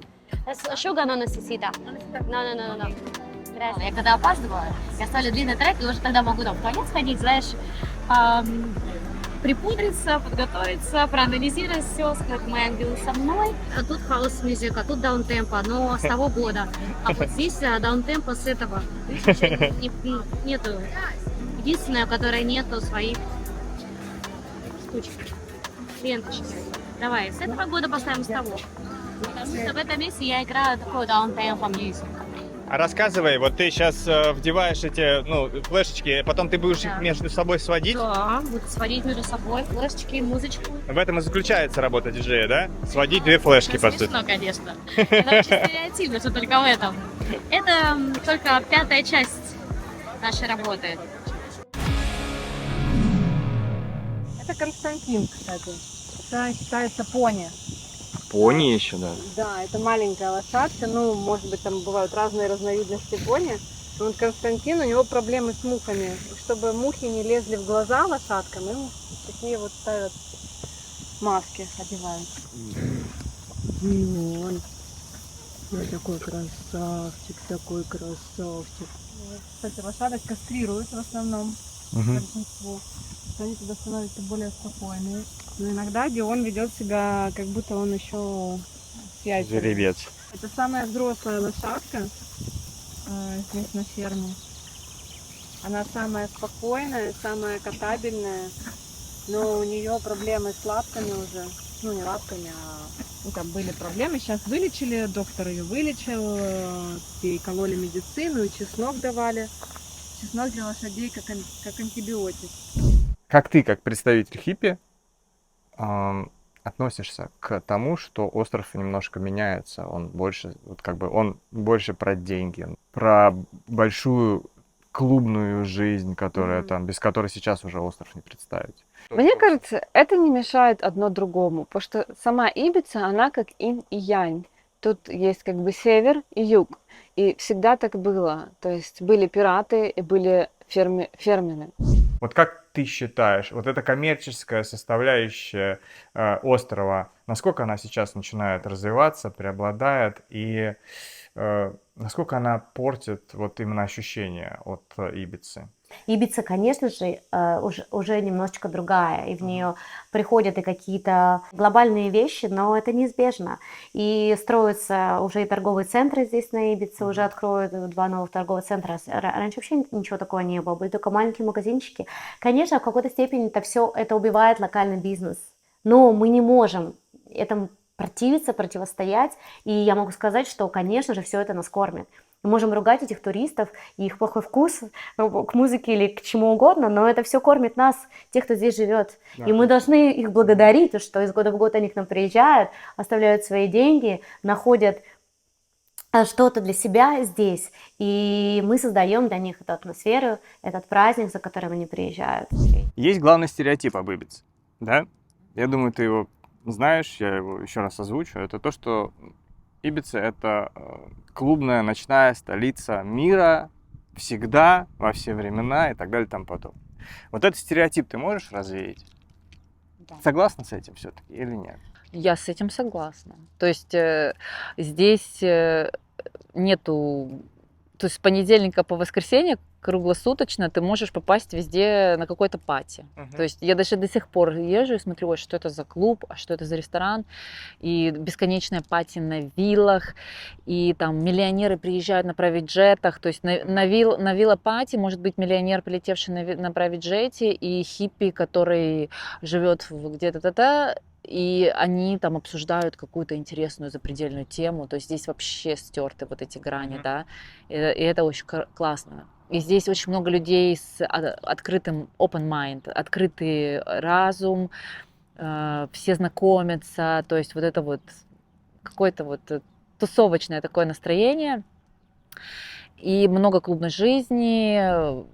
Все это есть. Но есть и другая сторона. Здесь очень много спиритуальных тем, очень много йога-тичеров, хиллеров, ченнелеров. Ну, все в балансе. Свет, очень много света и darkness, вот это вот тоже. Здесь это очень уравновешено. Ибица же пиратский остров считается. Пираты, хиппи, рабы и еще 4-е забыл. А еще же здесь русалки были. Русалки. Ты видишь то, что хочешь видеть. Понимаешь? Да, ты прав. Основной бизнес на Ибице строится на ночных клубах, вечеринках и тусовках.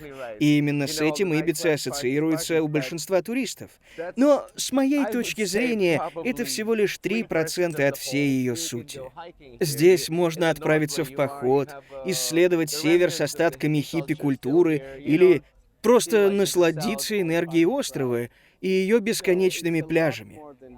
Если ты приедешь сюда в поисках вечеринок, то, конечно же, ты их здесь без проблем найдешь. Но если ты приедешь сюда с открытой душой, то сможешь увидеть другую Ибицу.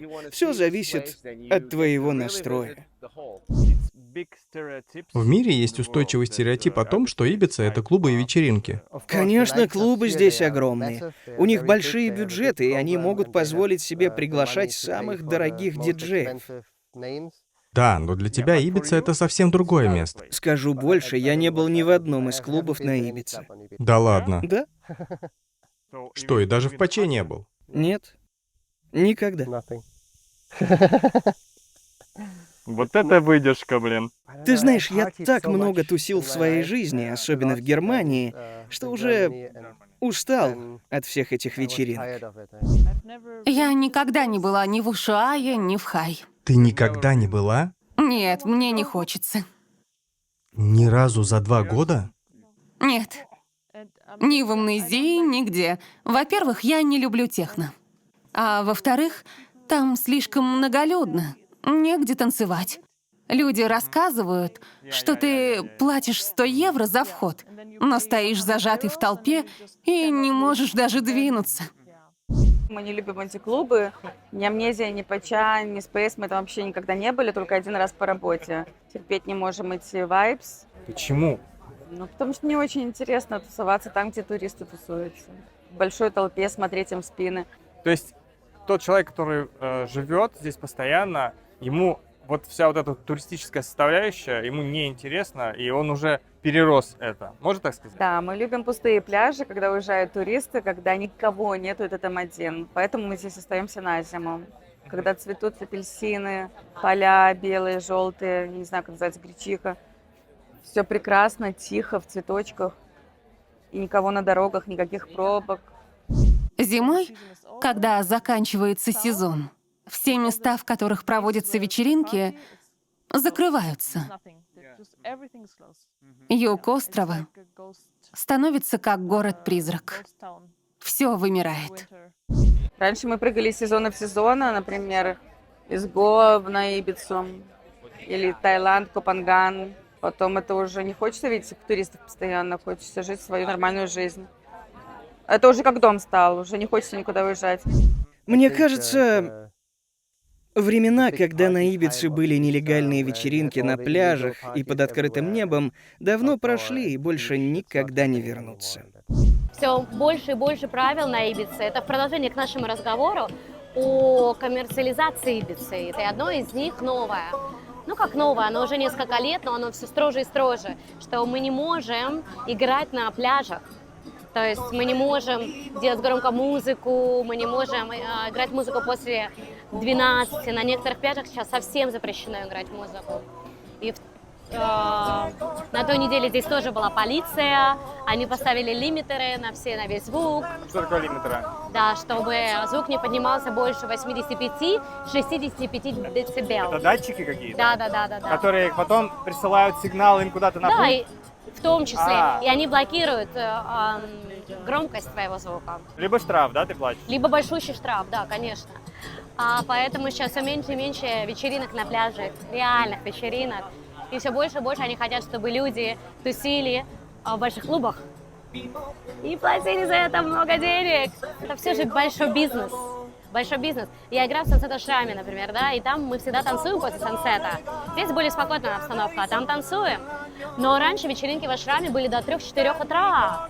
Но потом все это запретили, и после пандемии это была очень классная причина для того, чтобы остановить все эти вечеринки и никогда их больше не вернуть. Потому что большим клубам это невыгодно. Колокольчик — это чтобы призывать духов, как-то, когда говоришь это на камеру, это кажется, что как-то очень странно. В жизни это тебе твоя норма, а когда ты понимаешь, что ты это говоришь... Ты же к этому пришла как-то, правильно? Ну, да. Как ты считаешь, какая минимальная сумма для жизни на Ибице нужна? Хороший вопрос. Я недавно об этом думала. Ну, 4000 евро в месяц.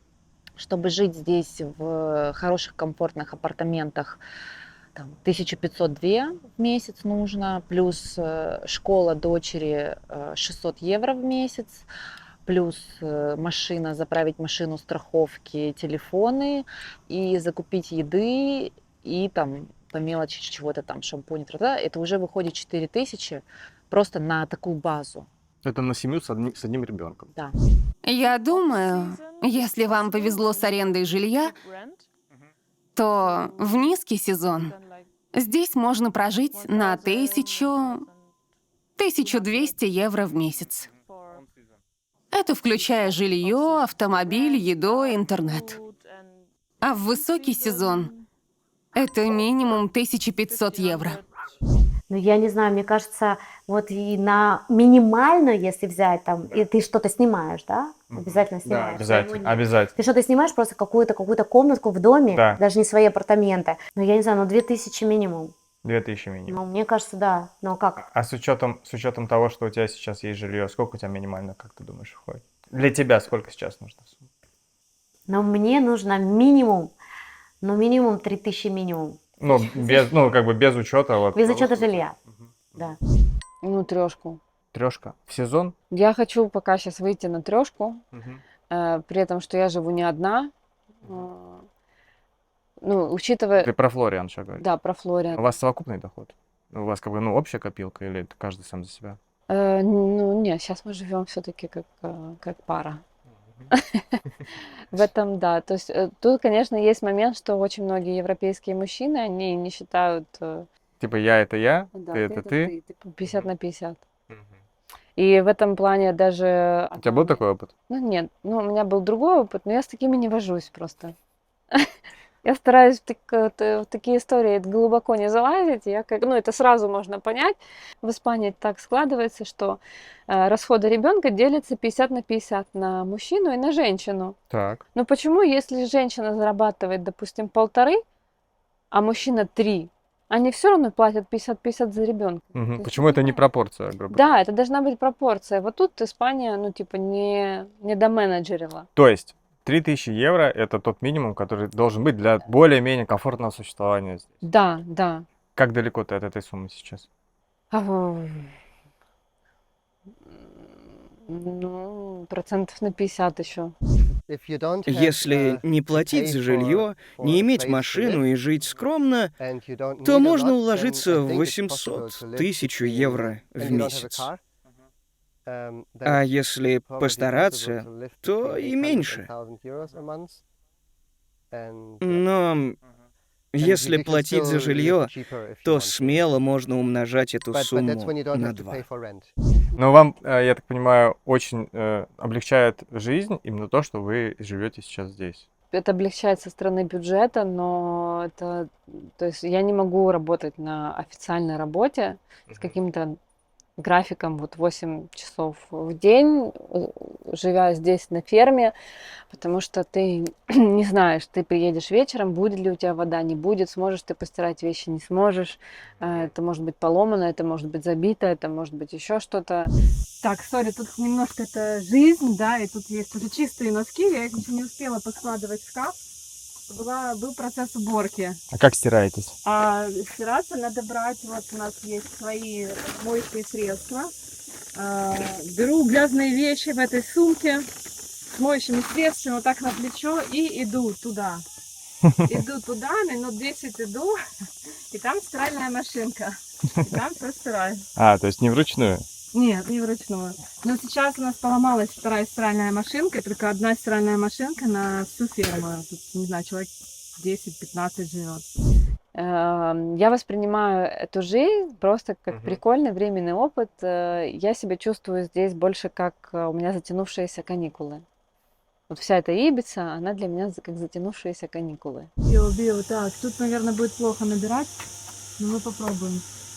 Ой, горячая. Так, короче, я пойду набирать сюда.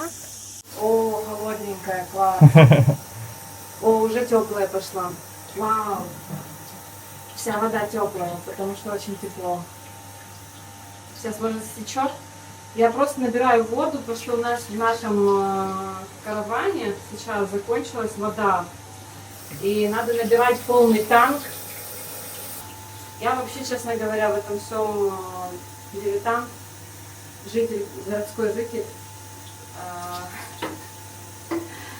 И я люблю походы, но жить в таких условиях, вот не могу сказать, что я прям привыкаю, просто пока так живу.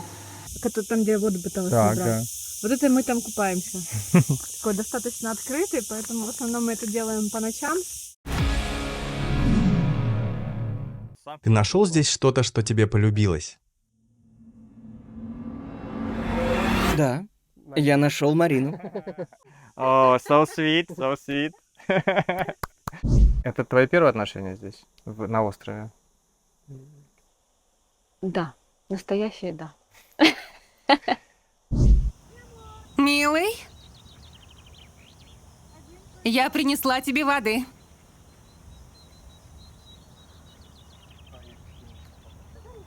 Нет, все хорошо. Ты выглядишь на все 100%. Просто я принесла воды, чтобы немножко освежить тебя. Ты переехала одна. Да, я переехала одна с собакой. Но заводить друзей здесь очень легко. Да, местные невероятно доброжелательные и всегда готовы помочь, даже если видят тебя впервые. А что по поводу Тиндера? Тиндер? Он популярен здесь? Я не знаю, что это. Приложение для знакомств? Нет, не слышала. Но я знаю, что на Ибице есть одна особенность, что пары, которые переезжают сюда, часто расстаются. Интересная история. Когда я переехала, я хотела просто заводить друзей, но многие парни, особенно испанцы или аргентинцы, хотели большего. Я несколько раз столкнулась с тем, что после часа разговора они прерывали нашу беседу и говорили: «Может, поцелуемся?» А я: «Нет, я просто хочу дружить». Это случалось со мной 2-3 раза точно. Мои друзья сказали, что это нормально для испанцев. Они не хотят тратить время на пустую болтовню. Ты переехала сюда одна? Да, я переехала сюда одна, совершенно одна. Сейчас у тебя есть муж. Есть муж. Расскажи, как вы познакомились. Это была интересная история тоже. Мы встретились как раз в том Сансет-Ашраме, в котором я начала играть. Но это было не в первый год, это было уже на второе лето, когда я там уже была резидентом, тут я уже освоилась, на Ибице уже у меня было несколько мест, где я играю. Провела уже здесь зиму, что очень важно. Зима на Ибице очень важна для того, чтобы пустить корни. Потому что когда лето, тут столько много людей, столько туристов, ты не можешь понять, кто вот тебе нужен и кто важен. А зимой тут как раз остаются люди, которые создают Ибицу. И у тебя есть возможность познакомиться именно с нужными людьми и себя спозиционировать правильно. И они тебя увидят тоже как местного, как не просто как какого-то туриста-диджея. У них появляется фокус. Фокус, да, и у тебя тоже появляются правильные контакты. И после вот этой первой зимы у меня уже появилось больше мест, но я продолжила играть в Сансет-Ашраме. Я играла, и полностью была вовлечена в свою историю, тут подняла глаза и увидела просто его сразу. Ну, я отвела глаза, и такая думаю, так, ну вот я сейчас вот буду тут всякие... Колдовать. Думаю, вот обратит ли он на меня внимание? Сразу стиль музыки изменился? Ну, как-то нет, какие-то вот вибрации такие у меня внутренние, женские, знаешь, поднялись. И не прошло 10 минут, он уже был здесь у меня в диджей-буте, такой, похлопал по плечу, начал рассказывать, как ему нравится моя музыка. Я говорю, да-да-да-да, говорите, мне тут все это говорят. Попросил, если он может оставить тут рюкзачок. Рюкзачок? Ну ладно. Через какое-то время опять приходит мой диджей-бут и продолжает опять говорить, мне так нравится ваша музыка, а ведь это же вот трек Ян Блонски. А я знаю, что этот трек я закачала только 3 дня назад, ну как бы это очень свежий трек. И в этот момент я понимаю, он не просто бла-бла-бла, хочет там... А он еще и умеет пользоваться Шазамом. Как ты знал эту историю? Не, я не знал, я просто... Это реально так было? Ну слушай, в тот момент я не знала. Я такая думаю, он не просто хочет со мной познакомиться, но он реально разбирается в электронной музыке. И я такая, ну ладно, хорошо, тогда вот возьмите мой бизнес-карт, и там вот вы можете найти, в общем, мой SoundCloud и все остальное.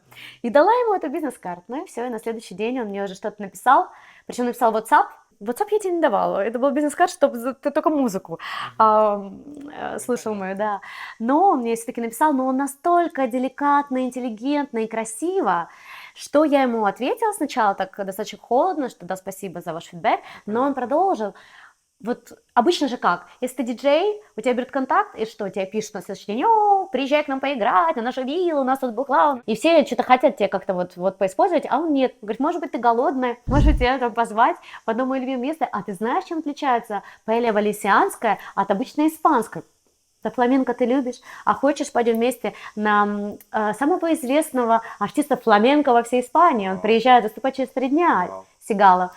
Я говорю, как интересно, то есть такого в моей жизни не было. Обычно меня все звали там в Пачу, в Лио, там, а он вот совершенно по-другому проявился и заинтересовал меня этим. И влюбилась в него, в его вот этот вот классный вайб, такой спокойный, терпеливый, заботливый.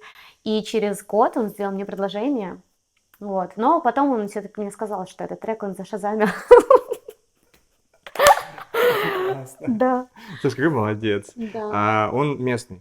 Он испанец, да, но он из Валенсии, но он не живет на Ибице. Соответственно, у нас есть другой дом, мы живем в Каталонии, рядом с Барселоной, и у него там свой бизнес. И, соответственно, когда я живу здесь на Ибице, он ко мне прилетает, когда он может.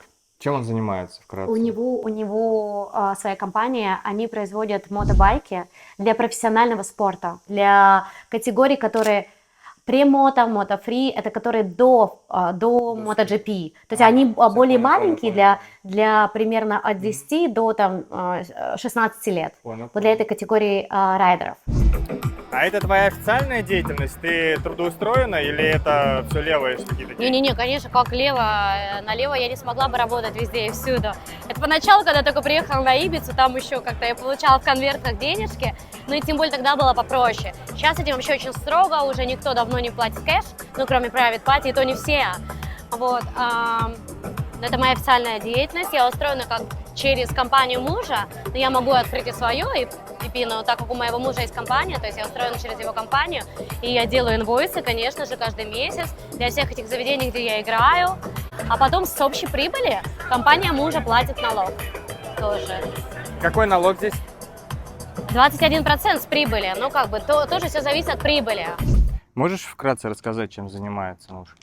Ну, он профессиональный селлер, и сейчас он делает бот, то есть там для шеф-поваров, что закупить, кто что ест из гостей, для капитана, для всей команды, то есть вот абсолютно весь мир лодок, все, что внутри вот эти процессы, вот это он создает. Что тебе нравится и что разочаровывает? Я американец, и моя родина — это страна, где все работает четко и системно. Здесь же все намного более расслаблено. И иногда это вызывает сложности. Например, нужно привыкнуть стоять в очередях или успевать заправить бензобак до полуночи. Но со временем я понял, что каждая страна и культура уникальны. На Ибице я чувствую намного больше человечности. Я вырос в стране, где очень много правил и инструкций. Иногда это выглядит очень клинично. На Ибице, даже когда тебя останавливает полицейский из-за того, что у тебя не горят фары, у вас с ним складывается теплый, дружественный диалог, что сильно отличается от формального стиля общения в Америке. То есть ты можешь смотреть на все это с двух сторон. Жизнь на Ибице — это расслабленная жизнь, где в воскресенье все закрыто, заправки по ночам не работают, но в этом есть своя прелесть, если адаптироваться к ней. Если бы я решил переехать в Россию, мне пришлось бы адаптироваться к местным порядкам и нормам. И я не должен ожидать, что жизнь в России будет похожа на жизнь в Испании или Америке. Каждая страна уникальна по-своему. Есть плюсы и минусы, но это прекрасно. В этом, я бы сказал, много души. Ненадежность людей — вот что меня реально сильно разочаровывает. И это касается не только местных испанцев. Многие приезжают сюда и тоже становятся ненадежными. Можно ли такое слово говорить на камеру? Часто очень человек, который там должен тебе починить машину или еще какие-то детали, то есть это переносится на маньяна, на завтра, но это завтра не факт, что настанет завтра. То есть здесь есть два настроения. Либо эспера и транкило, это как подожди и успокойся, либо рапидо, рапидо, рапидо, быстрее, быстрее, быстрее. Мне сложно вытянуть из тебя какой-то, я не знаю, вот какой-то минус какой-то с жизни, сложность. У тебя все вот хорошо, у тебя все на чиле, все на расслабоне. Ну хорошо, если у тебя нет машины, это проблема. Общественный транспорт не работает здесь? Какой-то работает, но он так, из одного города в другой все. А сфера услуг? Насколько она здесь развита? Ну, для этого я летаю в Барселону. Там все дешевле, там много русских с хорошими услугами. Ну, то есть вы живете какое-то время в Барселоне в течение года? Да нет, вот сейчас мы вылетаем в четверг-пятницу, сможем туда-сюда метнуться и сделать то, что надо. Например? К парикмахеру сходить, к косметологу. А, то есть даже так? То есть какие-то бытовые вещи? Сделать анализ крови. Не, ну здесь все есть. Все здесь есть, то же самое. Но, а почему тогда вы... Дороже. А, дороже. Не хватает культурной жизни, театра, музеев, архитектуры. Здесь кроме Далтвиллы из исторических центров посмотреть нечего, поэтому мы летаем на Майорку, например. Приезжаешь с Майорки, кажется, что мы в деревне. Или откуда угодно прилетаешь. Ну, мне нравится деревня, я люблю природу. Чего тебе не хватает? Чего мне не хватает? Да. Немного больше порядка, структуры и немного больше... Пиво. Нет, вот пива здесь достаточно. И причем оно даже дешевле, чем в Германии. Вообще, это единственный дешевый продукт здесь. Пиво. Я не знаю, почему так получилось. У тебя были ожидания, когда вот ты сюда приезжала? А вот есть те, которые не оправдались этим? Ожидания были, то есть мне хотелось, конечно же, чего-то светлого и прекрасного. Мне казалось, что если сюда приеду, я смогу реализоваться в каких-то своих маркетингах, ну, то есть делать кому-то Инстаграм, снимать видео, еще что-то. Либо мне просто подарят яхту. Я приехал сюда вообще без каких-либо ожиданий. Думал, здесь будет полно шумных туристов, потому что слышал только, что это остров постоянных вечеринок. И из-за этого не хотел сюда ехать. Дорого, шумно, и казалось, ничем не лучше жизни на материке. Но оказалось так, что жизнь здесь совсем иная. А другая моя сторона была готова к тому, что мне придется выживать в палатке. Я так и говорила, что если что, я смогу жить в палатке, собирать там зимой здесь растет аспарагус, грибы, это есть хурма, каки они это называют. Каки? Да. По-испански? Да. Обожаю. Каки, гранаты, апельсины. То есть, в принципе, если вот, да, брать такую wild, дикую жизнь, ты здесь сможешь выжить и зимой. Тебе нравится такой образ жизни, как у хиппи? Не могу сказать, что хотел бы жить так всегда. Такой образ жизни прекрасен на какое-то время, но это совсем не то, как я представляю себе свое будущее. Да, и как бы, да, это все дико не казалось. Я живу в трейлере, иногда хожу в кусты, ну, чтобы лишнее, ну, в общем, такое, подробности. Но, тем не менее, мне нужна какая-то... Я не являюсь... Ты девочка в первую очередь. Мне нравится, когда у меня там причесанные волосы, хоть они не сильно причесанные, но подстриженные, когда там побритые ноги.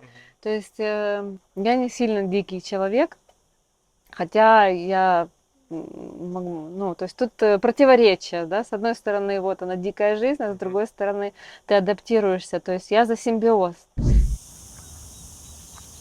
То есть это готовый. Ага. Спелый? Да, но кто-то его хотел тоже съесть. До нас. О, смотри, я нашла еще один инжир. Вон там. О, да. Да. О, да. О, ла-ла. Ага.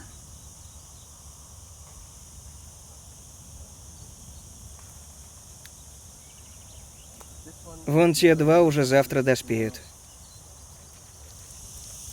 Вот зачем я водичку набирала.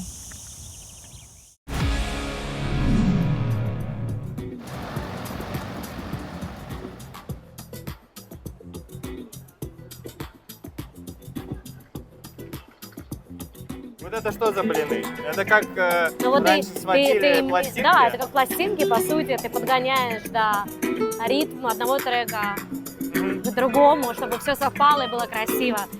Тут ты меняешь темп, потому что, смотри, вот этот трек, на самом деле, он быстрее, но я его понизила немножечко, потому что я такой играю сейчас, да, он темповый, можно его немножечко повысить, да, и уже это тоже тогда будет 104.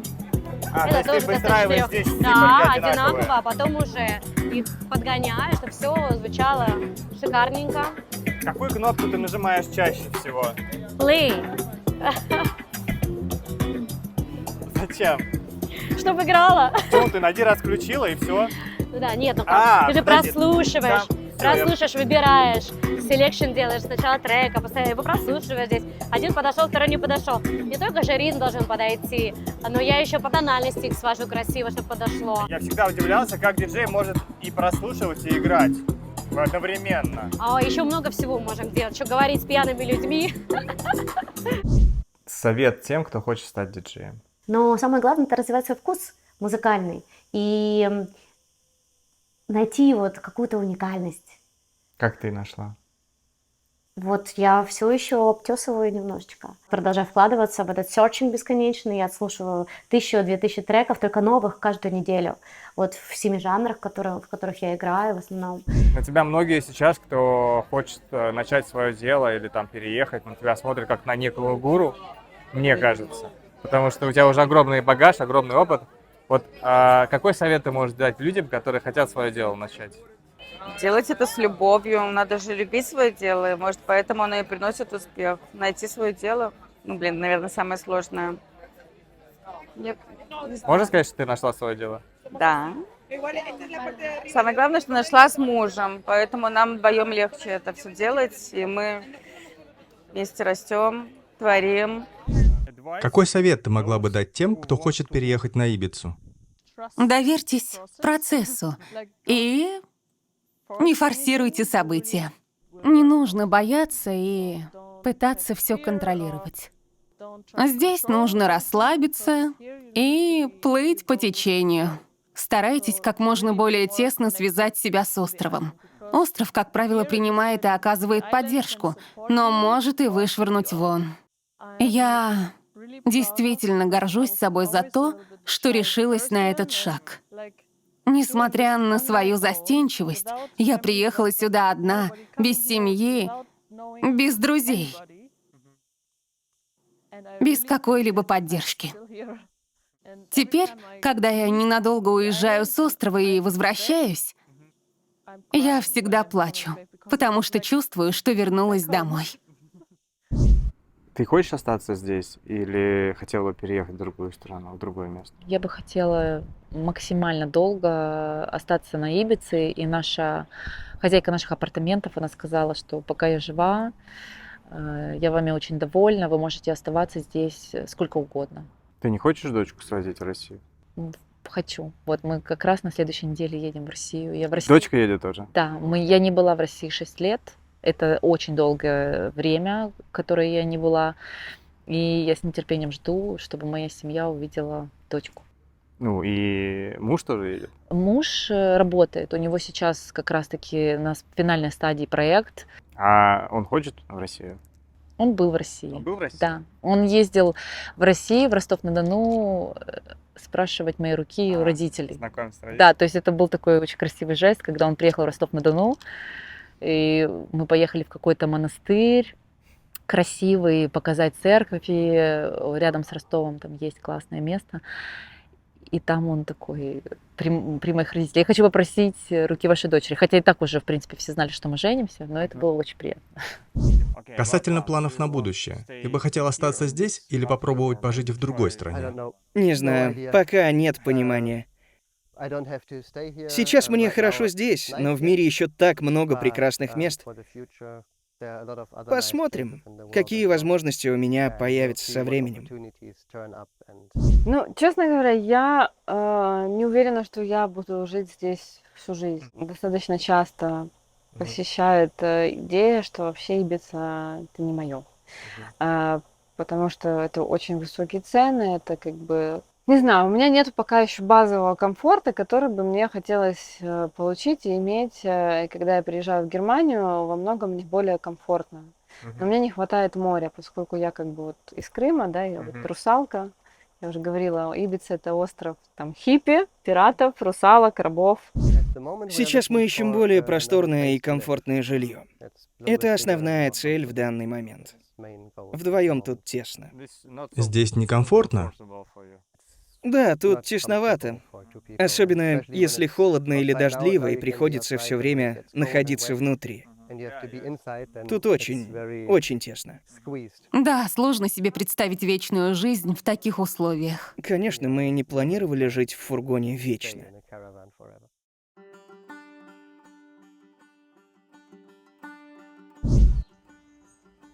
Итак, Влад, мы переехали.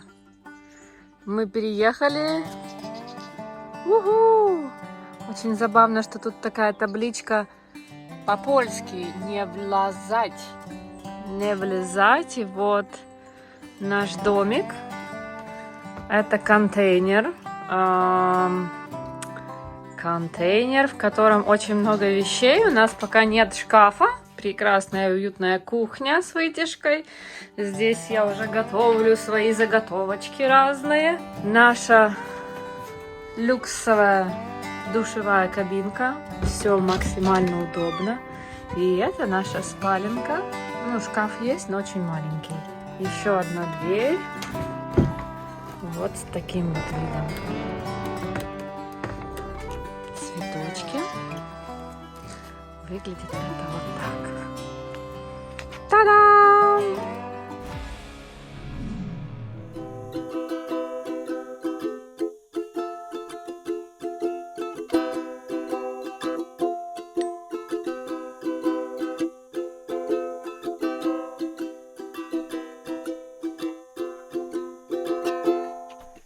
Ну все, саундтрек готов уже к видео. Класс. Набринчала нам саундтрек. Да. Как изменилась твоя жизнь после переезда? Стал ли ты счастливее? Да. Но все началось еще за год до этой поездки, когда я был в другом велосипедном путешествии. Я ехал, чувствовал себя свободным и вдруг понял, что не хочу больше жить обычной жизнью. Не хочу пятидневную рабочую неделю, крутиться как хомяк в колесе и сидеть в маленькой квартире с видом на другую маленькую квартиру. Мне нравится жить и работать на природе. Я чувствую свободу. Это делает меня счастливым и здоровым. Намного более здоровым. Да, это, несомненно, колоссальные изменения. Расскажи, как изменилась твоя жизнь после переезда. Стала ли ты счастливее? Ого! Ну, да. Я могу сказать, да. У меня был какой-то, знаешь, я жила как день сурка. Несмотря на то, что у меня все было, мне очень хотелось... то есть это мой сознательный выбор, как... Другие люди живут там же, где и жили, но я хотела вот быть экспатом. И для меня это был вызов сменить работу, сменить сферу обитания, сменить страну, в которой я живу. Я не уверена, что я, может быть, вернусь, да, то есть у меня есть всегда возможность вернуться, и как бы, и мне очень часто хочется вернуться. Но для меня было, это вот, не знаю, как закрыть гештальт, как говорят, да. И вот это событие, оно помогло, оно меня просто вытолкнуло. Потому что если бы не события, у меня настолько все было хорошо в прошлой жизни, что я вот как бы в этом хорошо, но мне не хватало чего-то нового, абсолютно не предсказуемого какого-то опыта. Этот мир настолько изобилен, он настолько крутой, он настолько, ну, пусть в нем есть какие-то плохие вещи, но это не значит, что надо закрывать глаза на хорошие. То есть смотри туда, где классно. Тогда все будет классно. От этого вопроса у меня побежали мурашки по коже. Этот переезд изменил меня. Я стала сильнее, Научилась справляться со страхами и стрессом. Моя жизнь стала счастливее, спокойнее. Я стала открытой к людям и новым возможностям. Это совершенно другая жизнь. Да, да. Как изменилась твоя жизнь после переезда? Стала ли ты счастливее? Я могу сказать более или менее. Я всегда, я счастливый человек. У меня, в принципе, счастье — это такое базовое состояние. Вот. Но в целом я, конечно же, стала намного более свободной. Внутренней, внешней, немножко менее ограничена в каких-то рамках, системе, эйджизме, какого-то правилах каких-то. То есть более открыта миру. И 100% я полюбила себя саму больше. То есть у меня меньше стало какой-то критики самой к себе. И какого-то восприятия, что мне все поздно, или не надо, или я там недостаточно красивая, или недостаточно молодая, или еще что-то. То есть все-таки европейское сознание, а особенно на Ибице, то есть люди, они настолько находятся в принятии друг друга таким, какие они есть, и в любви к окружающему миру, и друг к другу, и к себе самим, и в уважении, что это, конечно же, очень поменяло мое отношение к самой себе прежде всего. И, наверное, да, я стала более счастливой поэтому. Как изменилась твоя жизнь после переезда? Стал ли ты счастливее? О, да, без сомнений. Моя жизнь изменилась кардинально. И я могу сказать, что стал счастливее в 1000 раз. Я бы сказал так. Каждый человек проходит свой путь, и мой путь привел меня к пониманию того, кто я есть. И это понимание я нашел здесь, на Ибице. Раньше я жил двойной жизнью. На работе приходилось надевать маску, притворяться кем-то, а дома я, наконец, мог быть собой.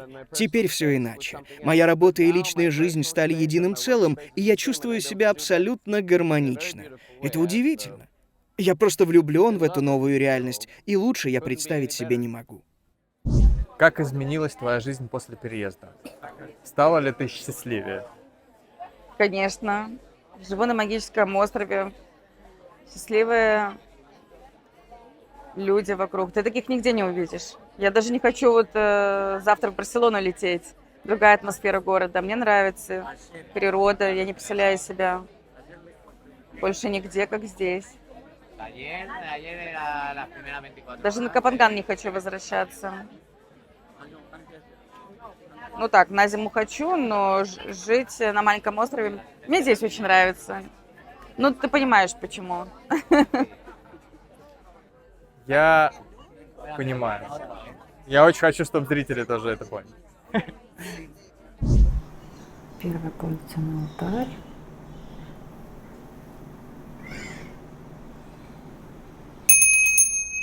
Сначала я звеню в колокольчик и предлагаю Господу принять мое подношение. Я извиняюсь, если я сделала что-то не по правилам, но это чистого сердца для тебя, возлюбленный. И через 15 минут после того, как ты предложил Господу еду, воду или какао, через 15 минут это освященная пища, освященная вода, просад называется. То есть ее можно выпить потом? Да. То есть через 15 минут у нас будет святой какао. Вау. Как изменилась твоя жизнь после переезда? Стала ли ты счастливее? Я выросла здесь. То есть Ибица, я перешла из детского сада в университет сразу. Здесь, то есть такая школа. Таиланд очень сильно расслабляет. Он самое безопасное место в мире. Ты там как ребеночек, просто играешься, все очень идеально. То есть здесь уже в университете жизнь по-взрослому. То есть нужно было повзрослеть. Но я очень благодарна этому периоду. Я счастлива, что я здесь. Я на своем месте. Наверное, стоит выпить нам прекрасный напиток. Да, я приготовила нам какао. Можно сказать, мы почти совместно его приготовили. У меня всегда есть такая традиция. Вот, когда я девочкам разливаю какао, смотрю в глаза и говорю «благодарю, благопринимаю». И можно повторить «благодарю». Благодарю, благопринимаю.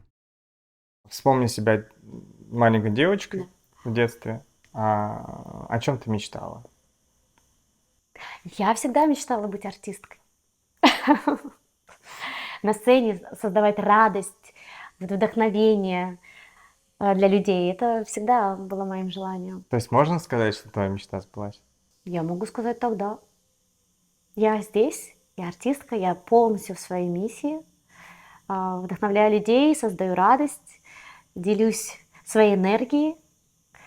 Получаю от них тоже, конечно же, и восхищение, и аплодисменты, и фидбэк, который меня наполняет также вдохновением. И это такой exchange. I love it.